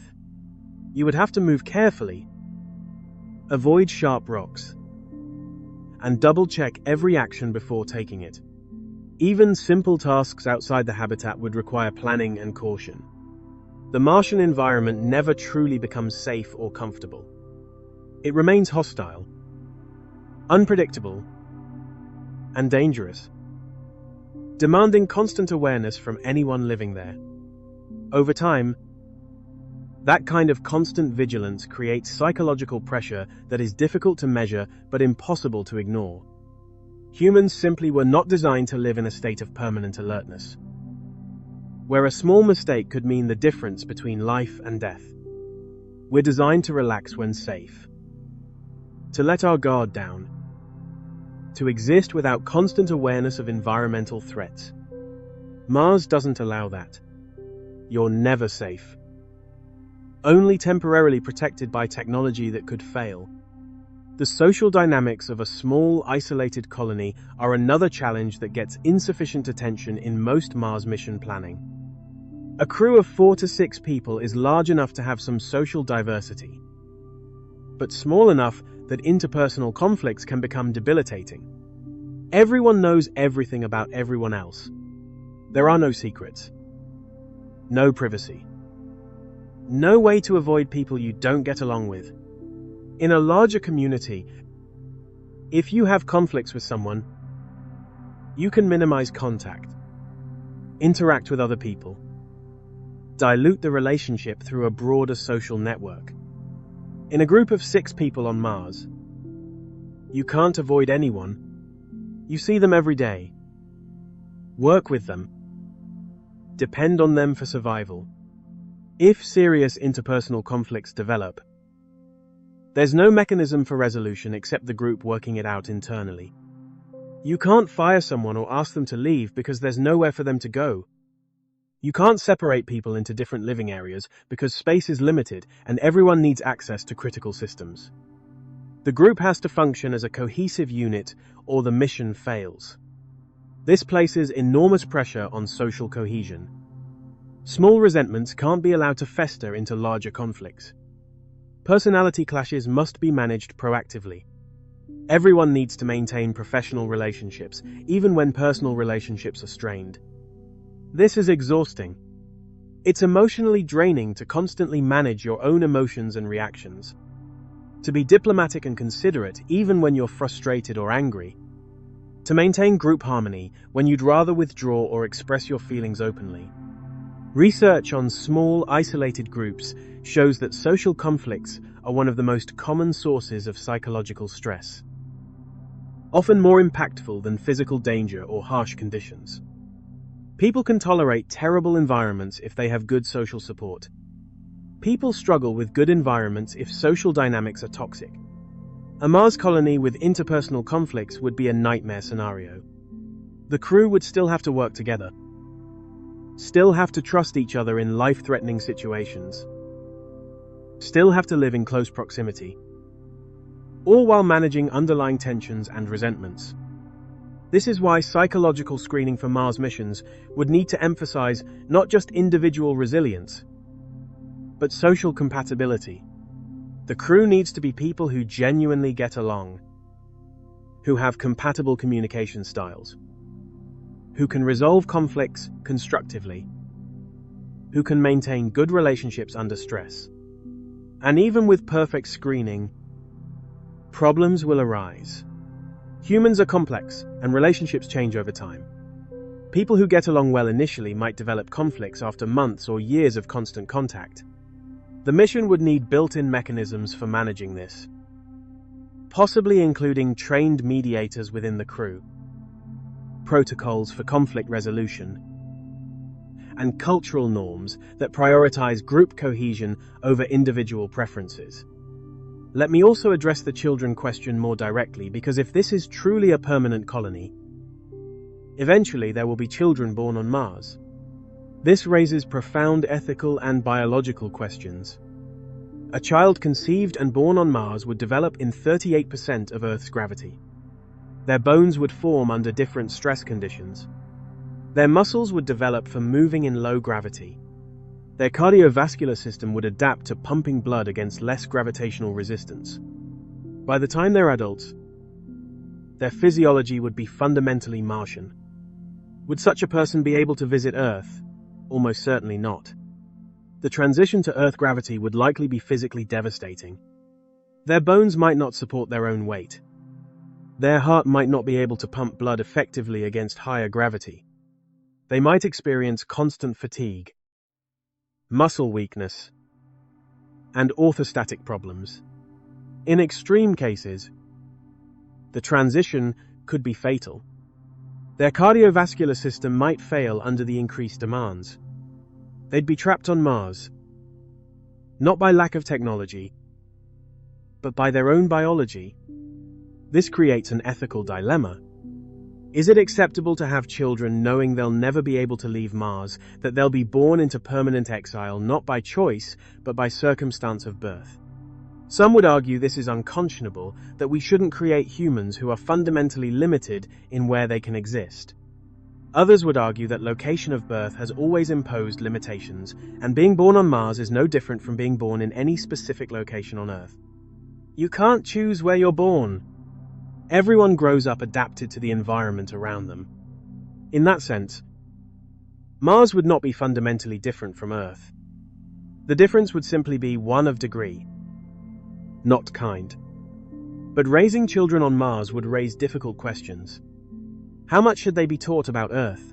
Do you show them videos of blue skies, oceans, forests, and the billions of people living on another world? Do you tell them about the vast diversity of cultures and landscapes on the planet where humanity began? Or do you emphasize Mars as their true home, focusing on the life they know rather than a distant world they may never be able to visit? Both approaches carry risks. If Earth is emphasized too strongly, children might grow up feeling cheated, resentful that they were born on Mars instead of the planet their ancestors called home. They might long for a world they can never experience. But if Earth is minimized, the colony risks drifting into cultural isolation, gradually losing its connection to human history, traditions, and the civilization that created it. Finding the right balance would be delicate. Different families might approach it in different ways, which could eventually create social divisions within the colony itself. And beyond culture, there is also a more practical concern: genetic diversity. which becomes a critical challenge for any small, isolated population living far from Earth. A colony of 4 to 6 initial settlers doesn't have enough genetic diversity to sustain a population long term. Inbreeding would become a problem within a few generations. The colony would need regular influxes of new settlers to maintain genetic diversity, which means continued support from Earth. A truly self-sufficient Mars colony might require a population of several hundred people to maintain genetic diversity over many generations. That's far beyond the scale of initial missions. It would take decades of continuous missions. Hundreds of colonists volunteering for one-way trips to build a population large enough to be genetically sustainable.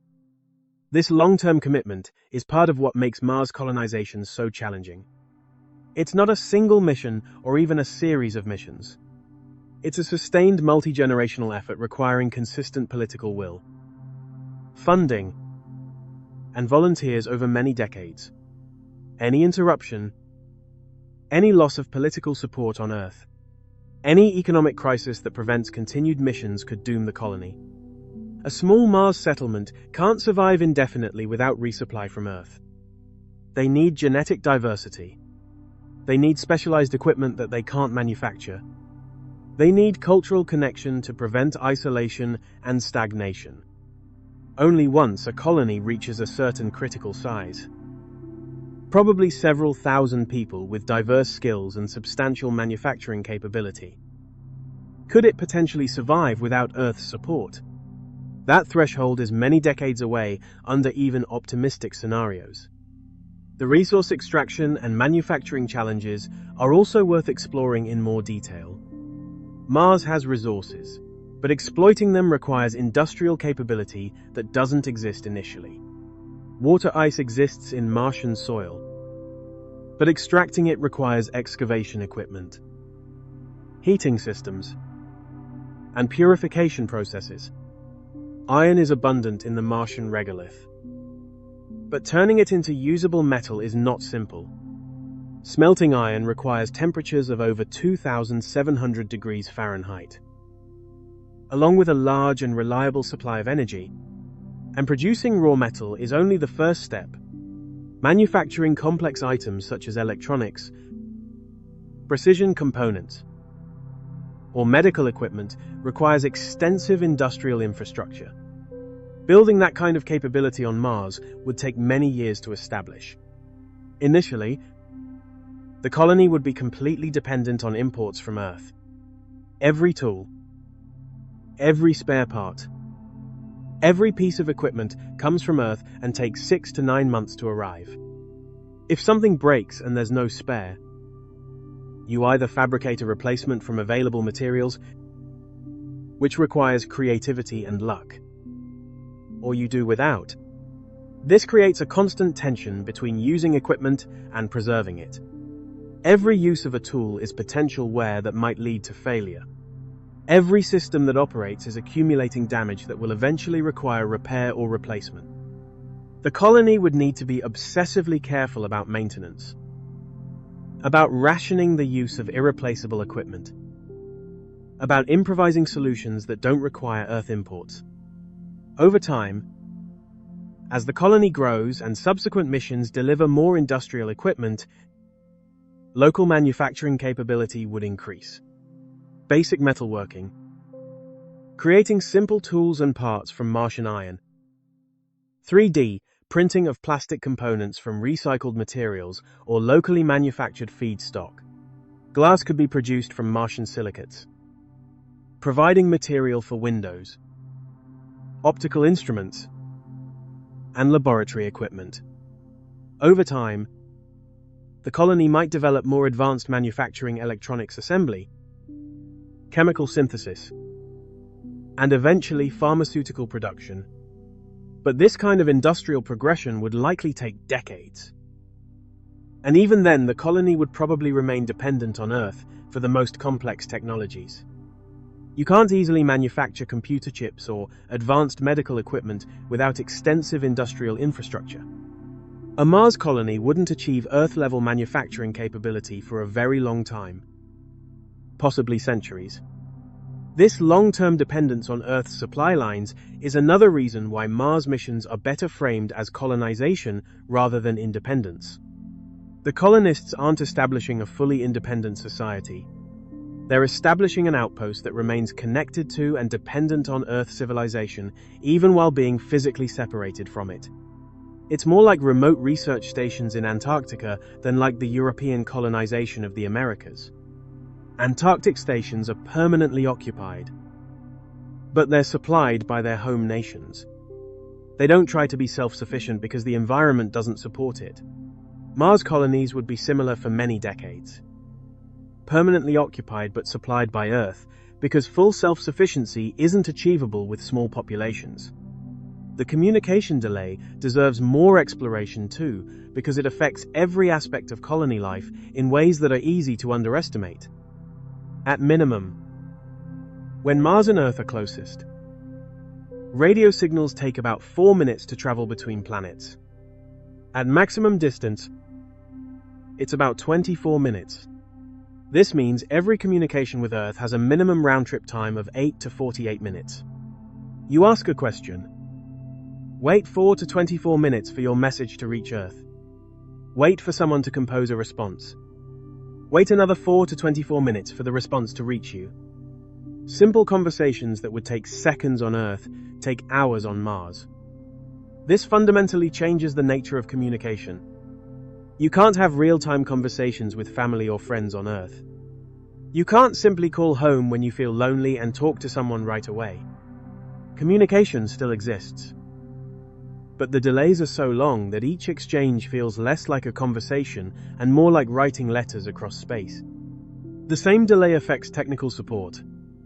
If equipment fails and you need advice from engineers on Earth, you would send a description of the problem. Wait while they analyze it, and then receive their response hours later. By that time, the situation might have changed. You might have already solved the problem, or it might have gotten worse, or new complications might have arisen. The delay makes real-time technical support impossible. You have to be self-sufficient, able to diagnose and solve problems with minimal external input. It affects mission operations too. On the ISS, Mission Control can monitor systems in real time and alert the crew to problems immediately. On Mars, Mission Control sees data that's 4 to 24 minutes old. By the time they notice a problem and send a warning, the problem might have already caused damage or been solved by the crew. The crew has to monitor their own systems, make their own decisions, function autonomously in a way that ISS crews never do. This isn't a minor adjustment. It's a fundamental change in how space missions operate. It requires a different crew mindset, different training, different protocols. Mars crews would need to be comfortable making critical decisions without consulting Earth, accepting responsibility for outcomes good or bad, living with the isolation of knowing that in any emergency, they're on their own for at least the 8 to 48 minutes communication round trip, plus whatever time it takes for Earth to analyze the situation and provide advice. Often by the time useful advice arrives, the emergency is over one way or another. The political and governance questions are fascinating too, though often ignored in technical discussions of Mars missions. Who governs a Mars colony initially? It would probably operate like a research station with a commander designated by the sponsoring organization, whether that's NASA, SpaceX, or an international consortium. At first, the mission commander would hold authority over operations, safety decisions, and the allocation of limited resources. In a small early settlement, that kind of centralized leadership would be necessary for survival. But as the colony grows, more crews arriving, children being born, and the population becoming more diverse, governance becomes far more complicated. Do colonists have political rights connected to Earth? Can they vote in elections back home? Or do they become politically separate? If disputes arise inside the colony, what legal system applies? And if someone commits a crime on Mars, Who actually has jurisdiction? There are no clear answers. Because humanity has never had permanent settlements beyond Earth. The Outer Space Treaty, signed in 1967 by most spacefaring nations, states that no country can claim sovereignty over celestial bodies, including Mars. But the treaty does not forbid settlement, and it leaves many practical questions unresolved. Would a Mars colony fall under the authority of the nation that funded the mission? Would it be governed internationally? Perhaps in a way similar to the system used in Antarctica, or, over time, could it eventually become a separate political entity? At first that idea might sound unlikely, but over decades or even centuries it becomes increasingly plausible. A population of humans born on Mars who have never been to Earth, who consider Mars their home, might eventually assert political independence from Earth. They'd argue that Earth-based governments have no legitimate authority over people who don't live on Earth, who don't use Earth resources, who face unique challenges that Earth governments don't understand. This could create political tensions or even conflicts. Would Earth recognize Mars' independence? Would some nations support it while others oppose it? Would there be economic disputes over resources extracted from Mars or trade between planets? These seem like distant concerns, but they're worth considering because they affect how we establish colonies initially. The political framework we create now will shape Mars' development for centuries. If we establish colonies as extensions of Earth nations, we create potential for future conflicts over jurisdiction and resources. If we establish colonies as independent entities from the beginning, we create challenges around funding and support. Since Earth governments will be less willing to invest billions in settlements they don't control. If we establish international colonies, we create complex governance challenges around decision-making and authority. There's no perfect solution, only trade-offs and compromises. But these decisions will have to be made, and they'll affect the lives of everyone involved in Mars colonization. Let me return to the core question we started with. Why anyone who goes to Mars will never come back? We've explored this from multiple angles. The physics of fuel and propulsion make return trips exponentially more difficult than one-way trips. The biology of human bodies in space makes 3-year missions potentially irreversibly damaging. The economics make one-way missions 5 to 10 times cheaper, allowing more people to go and more infrastructure to be established. The psychology of permanent settlement creates self-selection of volunteers who accept exile. The timeline of orbital mechanics and technology development favors beginning colonization now rather than waiting for better return capability. The practical realities of life support, resource extraction, and mission operations require treating Mars as a permanent destination rather than a temporary visit. The social and political complexities of long-term settlement reinforce the need for permanent commitment rather than short. All of these factors converge on the same conclusion. Mars missions that actually happen, that get funded and launched and carried out, will be one-way missions. They'll be colonization efforts, not exploration missions. The people who go will be saying goodbye to Earth forever. This isn't a failure of imagination or ambition. It's an acceptance of physical reality. The universe imposes constraints. Distances are vast. Fuel requirements are exponential. Human bodies are adapted to Earth conditions. And changing any of these factors requires technologies we don't have and might never develop. Within these constraints, one-way missions are achievable. We have or can develop the technology to land people on Mars and keep them alive. We can establish permanent settlements that grow over time with continued support from Earth. We can begin the long process of making humanity a multi-planet species.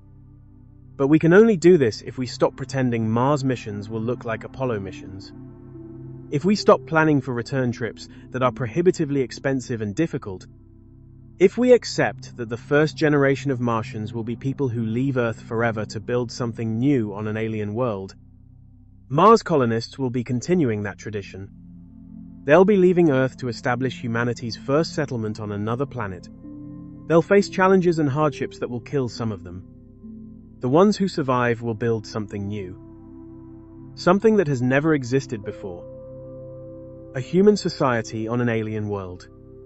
They won't return to Earth, but their legacy will. Everything we learn from Mars colonization will inform future efforts. Technologies developed for Mars will have applications on Earth. The experience of establishing a self-sufficient settlement in a hostile environment will teach us things about sustainability and resilience that we can apply everywhere.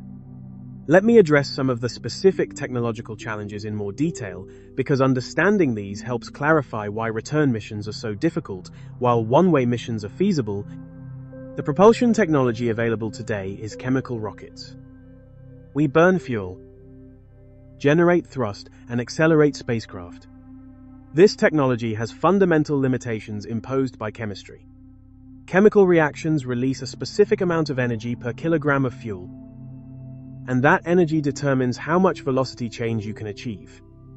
The best chemical propellants used today are liquid hydrogen and liquid oxygen, which power rockets such as the Space Launch System and the upper stages of many launch vehicles. These propellants provide a specific impulse, a measure of engine efficiency of about 450 seconds. In simple terms, that means 1 kilogram of propellant can produce about 4.4 kilonewtons of thrust for 450 seconds before it is exhausted. That performance is excellent for chemical rockets, but it still has limits. Achieving the velocity needed for Earth to Mars to Earth missions requires enormous amounts of propellant compared to the actual payload. The rocket equation is unforgiving. Methane and oxygen, which SpaceX plans to use for Mars missions because they can potentially be produced on Mars, have a slightly lower specific impulse of about 370 seconds. This is acceptable, but makes the propellant requirements even larger. Alternative propulsion technologies exist in theory or early development, but aren't ready for crewed missions. Nuclear thermal propulsion, where a nuclear reactor heats propellant to create thrust, could provide specific impulse around 900 seconds, roughly double that of chemical rockets. This could significantly reduce the propellant requirements for Mars missions. Because nuclear thermal propulsion is more efficient than traditional chemical rockets, it allows a spacecraft to achieve higher velocities using less fuel. NASA and other space agencies have studied nuclear thermal propulsion since the 1950s. Prototype engines were built and tested during the 1960s and 1970s. The technology itself works, but it has never been flown in space, largely because of political concerns about launching nuclear reactors and the high cost of developing systems that are fully qualified for spaceflight. If nuclear thermal propulsion were available, Mars return missions would be more feasible because you'd need less propellant, which means less mass, which makes the entire mission more manageable. But developing, testing, and qualifying nuclear thermal propulsion for human spaceflight would take at least a decade and cost tens of billions of dollars. It's not impossible, but it's not imminent either. Without it, we're stuck with chemical propulsion and its limitations. Electric propulsion, which uses electrical power to accelerate propellant to very high speeds, provides even higher specific impulse, thousands of seconds in some cases. But electric propulsion produces very low thrust. It can accelerate cargo slowly over months or years, which is fine for unmanned missions. But it can't support rapid transit of human crews who need to minimize radiation exposure and life support duration. You can't spend 2 years accelerating to Mars and another 2 years decelerating. The crew would be dead from radiation exposure or system failures long before arrival. So for human missions in the near term, we're limited to chemical propulsion with all its disadvantages. This makes return missions exponentially harder than one-way missions because the propellant requirements are so massive. The life support technology also deserves deeper examination. Keeping humans alive in space requires recycling air, water, and managing waste in closed-loop systems. The ISS, Environmental Control and Life Support System, or ECLSS, represents the current state-of-the-art. It recovers about 93% of water from all sources, including humidity, urine air, and crew hygiene water. It removes carbon dioxide from the cabin air and uses it along with hydrogen to produce water and methane through the Sabatier process. The oxygen from the water is released back into the cabin air while the methane is vented overboard. This system works but requires regular resupply of consumables and replacement parts. Over a year of operation, about 900 kilograms of supplies need to be delivered to maintain the system. For a 3-year Mars mission, you'd need similar systems, but with higher reliability and less dependence on resupply. This means improving recycling efficiency and increasing system redundancy. Recovering 93% of water sounds impressive, but a 7% loss over 3 years becomes significant. For a crew of 6, that loss could amount to several tons of water that must somehow be replaced. That means either transporting additional water from Earth or extracting it from ice in the Martian soil. Reaching about 99% recovery efficiency, which would reduce losses to manageable levels, requires more advanced life support systems that have not yet been fully developed and tested. The same challenge applies to the ECLSS, the Environmental Control and Life Support System. For a crew of 6, it requires about 10 kilowatts of continuous power. On the International Space Station, this power comes from large solar arrays. On the surface of Mars, however, generating power is more difficult. Solar panels can still work, but they are less efficient because Mars is farther from the Sun and receives only about 43% of the sunlight that Earth receives. Dust storms can further reduce solar panel output. A Mars colony would need either very large solar arrays or nuclear power to ensure reliable energy supply. Nuclear reactors provide consistent power regardless of weather or time of day, which makes them attractive for Mars bases. NASA has developed kilo power reactors that can produce 10 kilowatts from compact uranium-fueled systems. Several of these could power a small Mars base reliably. But like nuclear thermal propulsion, nuclear power systems face regulatory and political challenges. Launching nuclear material requires extensive safety reviews. Public concerns about nuclear accidents during launch or landing create political obstacles. These challenges are not insurmountable, but they add time and cost to mission development. Thermal control on Mars is another issue that is often underestimated. The surface temperature changes dramatically. Near the equator on summer days, temperatures can reach about 70 degrees Fahrenheit. But at night they can drop to minus 100 degrees Fahrenheit or colder. Closer to the poles, temperatures may fall below minus 200 degrees Fahrenheit. Keeping habitats comfortable for humans, around 68 to 72 degrees Fahrenheit, would require active heating and cooling systems. During the day, excess heat from sunlight and equipment would need to be removed. At night, the habitat would need to retain heat or generate additional warmth to maintain stable living conditions. This thermal cycling every Martian day, which is 40 minutes longer than an Earth day, stresses materials and systems. Seals expand and contract. Metal components experience thermal fatigue. Everything needs to be designed to withstand this daily temperature swing for years without failing. The radiation shielding problem is particularly difficult to solve. On Earth, we are protected by the atmosphere, which provides radiation shielding equivalent to about 10 meters of water. On Mars, the atmosphere provides shielding equivalent to only about 20 centimeters of water. That is roughly 50 times less protection. To achieve protection similar to Earth, habitats on Mars would need to be buried under several meters of regolith or surrounded by large water tanks that act as radiation shielding. Both options increase complexity and cost. Excavating and moving regolith requires heavy machinery.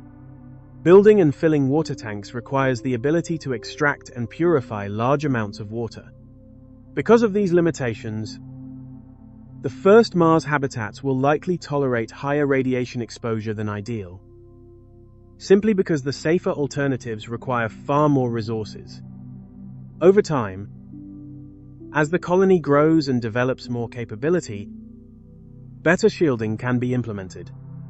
But initially, colonists will live with elevated radiation exposure, accepting increased cancer risk as part of the cost of being on Mars.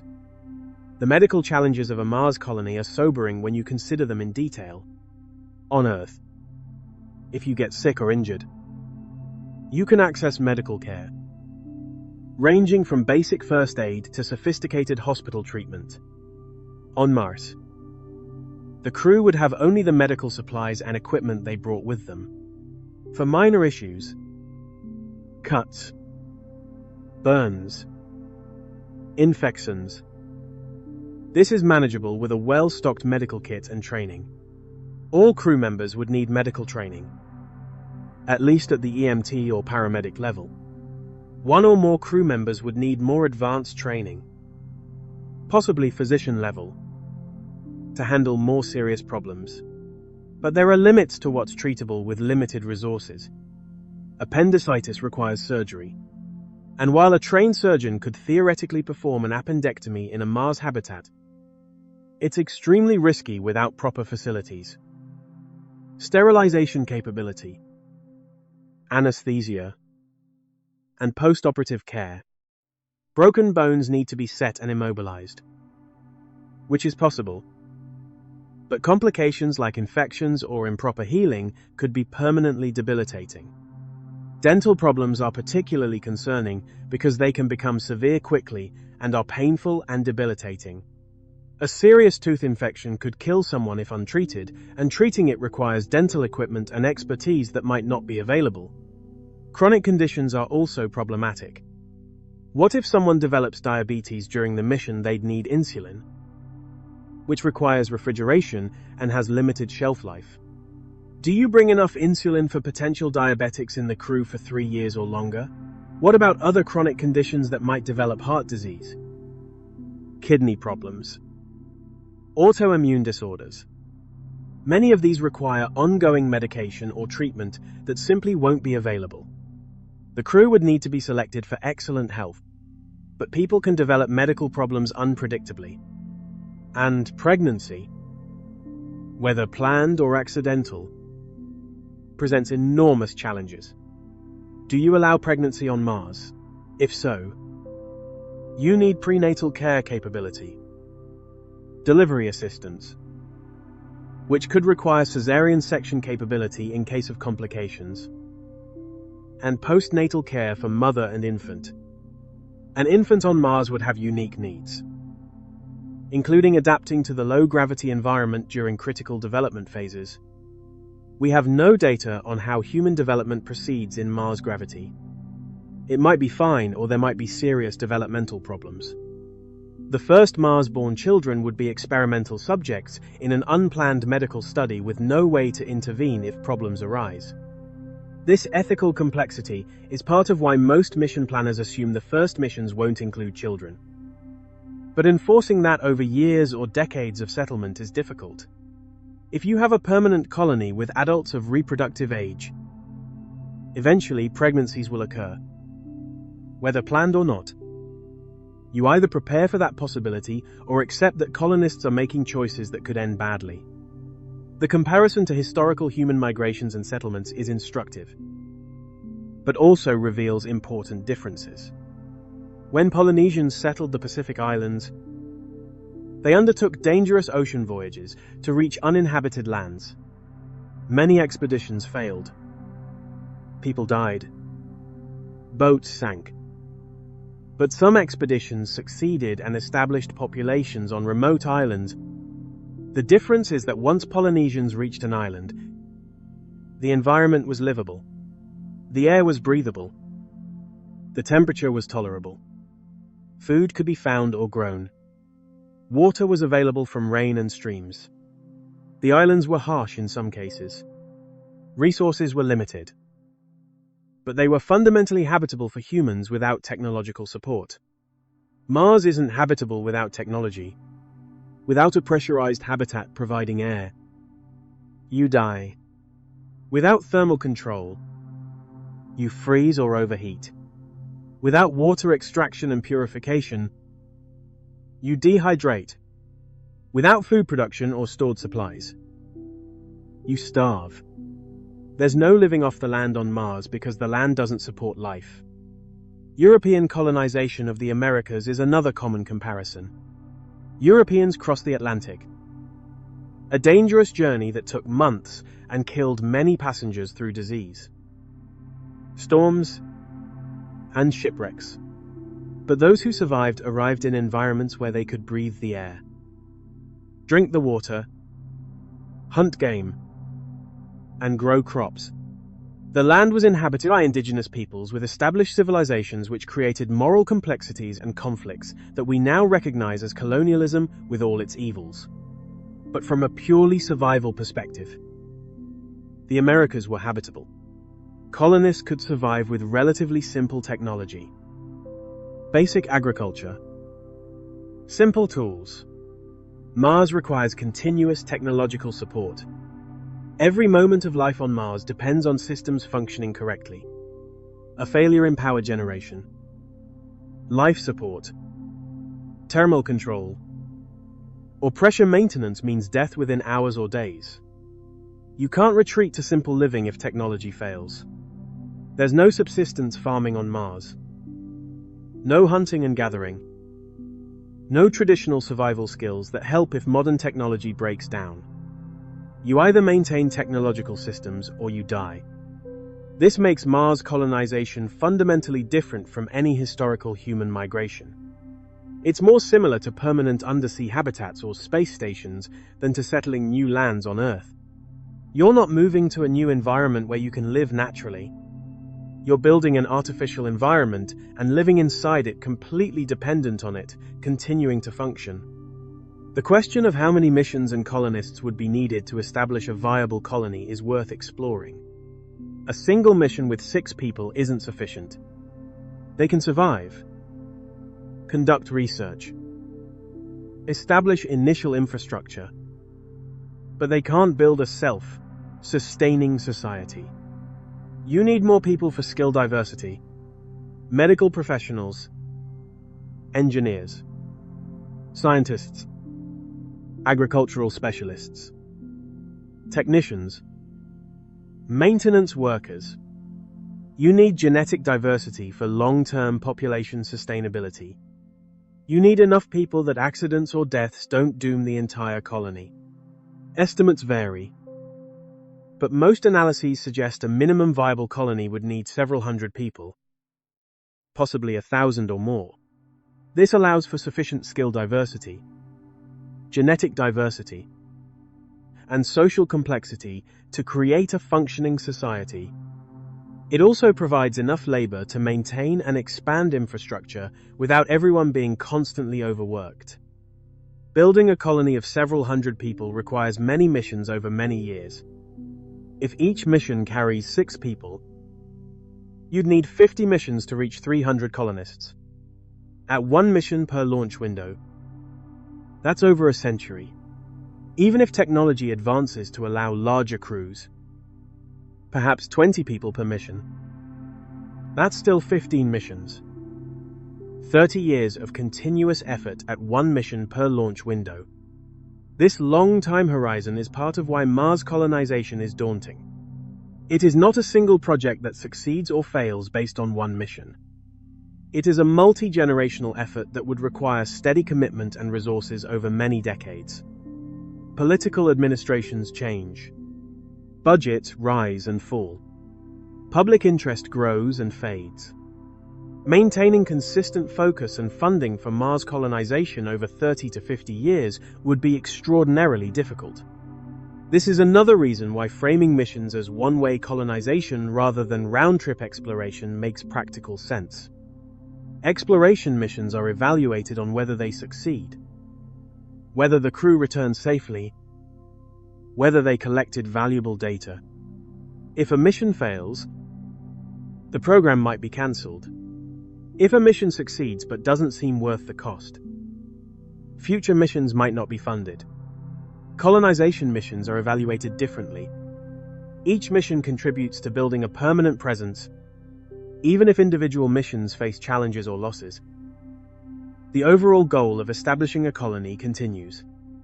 The success metric isn't whether everyone comes home. It's whether the population on Mars grows and becomes more self-sufficient over time. This framing might be more sustainable politically and economically because it's a long-term investment rather than a series of expensive one-off missions. Think about the knowledge and skills that would be valuable on Mars. Obviously, engineering skills, mechanical, electrical, systems engineering, all critical for maintaining and repairing equipment. Medical skills from basic first aid to surgery if possible.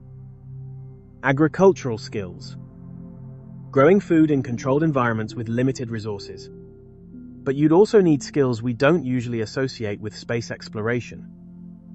Welding and metal fabrication for repairs and construction, programming, and software engineering.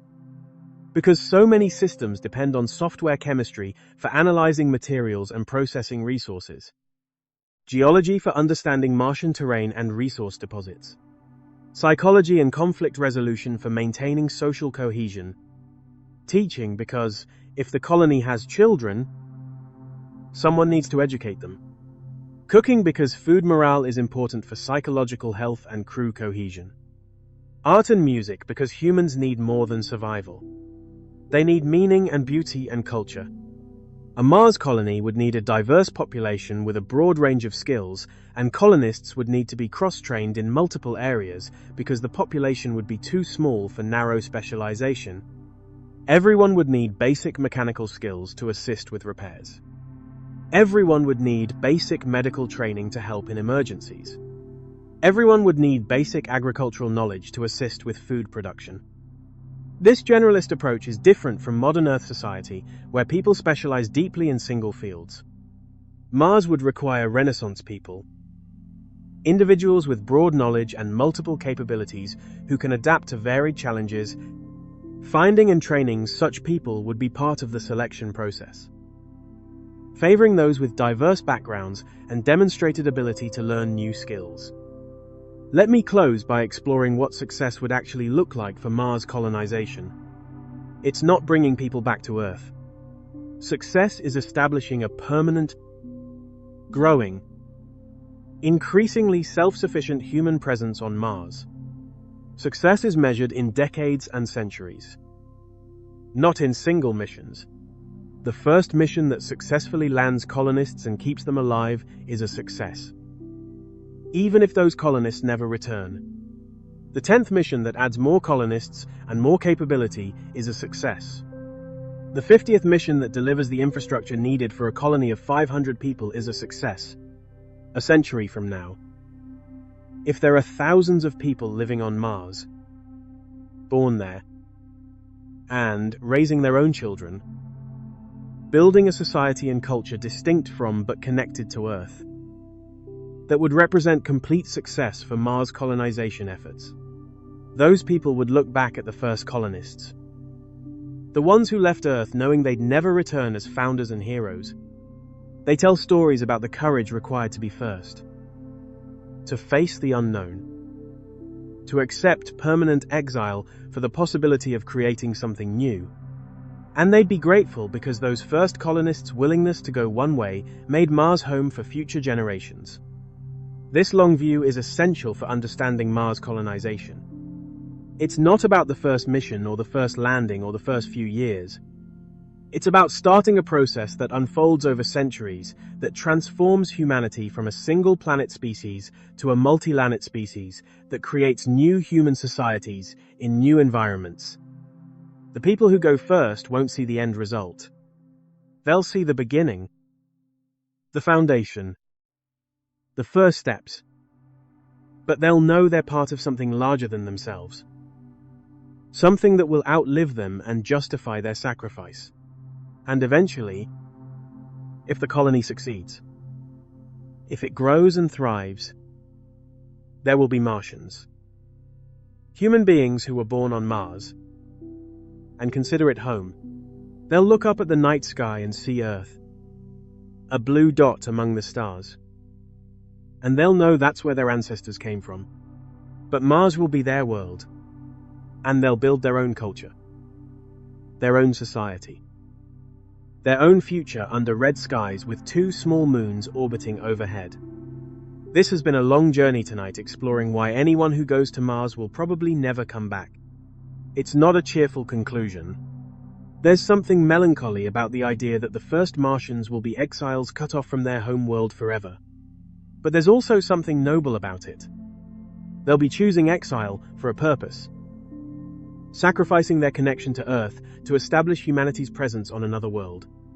That takes a special kind of courage. Not the courage to face danger and overcome it, though that's required, too, but the courage to leave behind everything familiar and embrace a future that's unknown and uncertain. The courage to say goodbye forever to everyone and everything you've known, to trade Earth for Mars, to become something new. Throughout history, humans have made these kinds of choices. We've left our birthplaces to seek new opportunities, to escape danger, to explore unknown lands. Some journeys were forced by circumstance. Some were chosen for adventure. All of them required leaving something behind. Mars is just the next step in that long history of human migration and exploration. A bigger step. Yes. A more permanent step. But fundamentally, the same impulse that's driven humans to spread across Earth. The difference is that this time we're leaving Earth itself. We're becoming an interplanetary species. And that transformation requires pioneers willing to be the first to take the risks, to accept that they're closing a door behind them that will never open again. So the answer to the question posed at the beginning is clear. Anyone who goes to Mars will likely never come back because the physics, biology, and economics of return are prohibitively difficult. While the case for permanent settlement is compelling, the first Mars missions will be colonization missions, not exploration missions. The first Martians will be colonists who accept permanent exile in exchange for being part of something larger than themselves. And while this might sound bleak or tragic, it's also the only realistic path forward. If we wait for the technology and resources to make round-trip missions routine, we'll wait forever. If we accept that colonization means permanence, we can begin now. The first humans could land on Mars within 10 to 20 years. They could establish a base, start extracting resources, begin growing food, and lay the foundation for a settlement that will last centuries. Within our lifetimes, there could be people living on Mars. People who will never see Earth except as a distant point of light in their night sky. That's both sad and magnificent. Sad because they'll never come home. Magnificent because they'll be building a new home for humanity among the stars. Thank you for staying with me through this long exploration of Mars and the reality of interplanetary travel. If this changed how you think about Mars missions, about space exploration, about what it really means to become a multi-planet species, then the time was well spent. The conversation about Mars is often dominated by optimism and ambition, which are valuable. But it's also important to be honest about the challenges and the costs. Going to Mars isn't like going to the moon. It's more like leaving your home country to settle a harsh frontier where no help is coming if things go wrong. It requires a different mindset, a different kind of commitment. And the people who make that commitment, who volunteer to be the first Martians, knowing they'll never return, will be among the most remarkable humans who ever lived. They'll be choosing the unknown over the familiar, choosing hardship and risk over comfort and safety, choosing to be pioneers in the truest sense of the word. We should honor that choice, support it with the necessary resources and technology, and recognize it for what it truly represents: the beginning of humanity's transformation from an earthbound species to a species living across the solar system. One day, perhaps centuries from now, there may be thriving cities on Mars, domed settlements beneath red skies, people living full and meaningful lives on a neighboring world, some of whom may have never seen Earth. They will tell stories about the first colonists, the ones who left Earth forever in order to make Mars their home. Those stories will be about courage, sacrifice, and vision. About people who gave up everything familiar to build something entirely new. The first Martians may never return to Earth, but their legacy would carry forward through generations. And in the end, that may become one of the most important journeys humanity has ever taken. Good night. And thank you for exploring this with me. The future is being written now. It is more complex and more challenging than many people realize. But it is also within reach if we are willing to face the reality of what interplanetary colonization truly requires.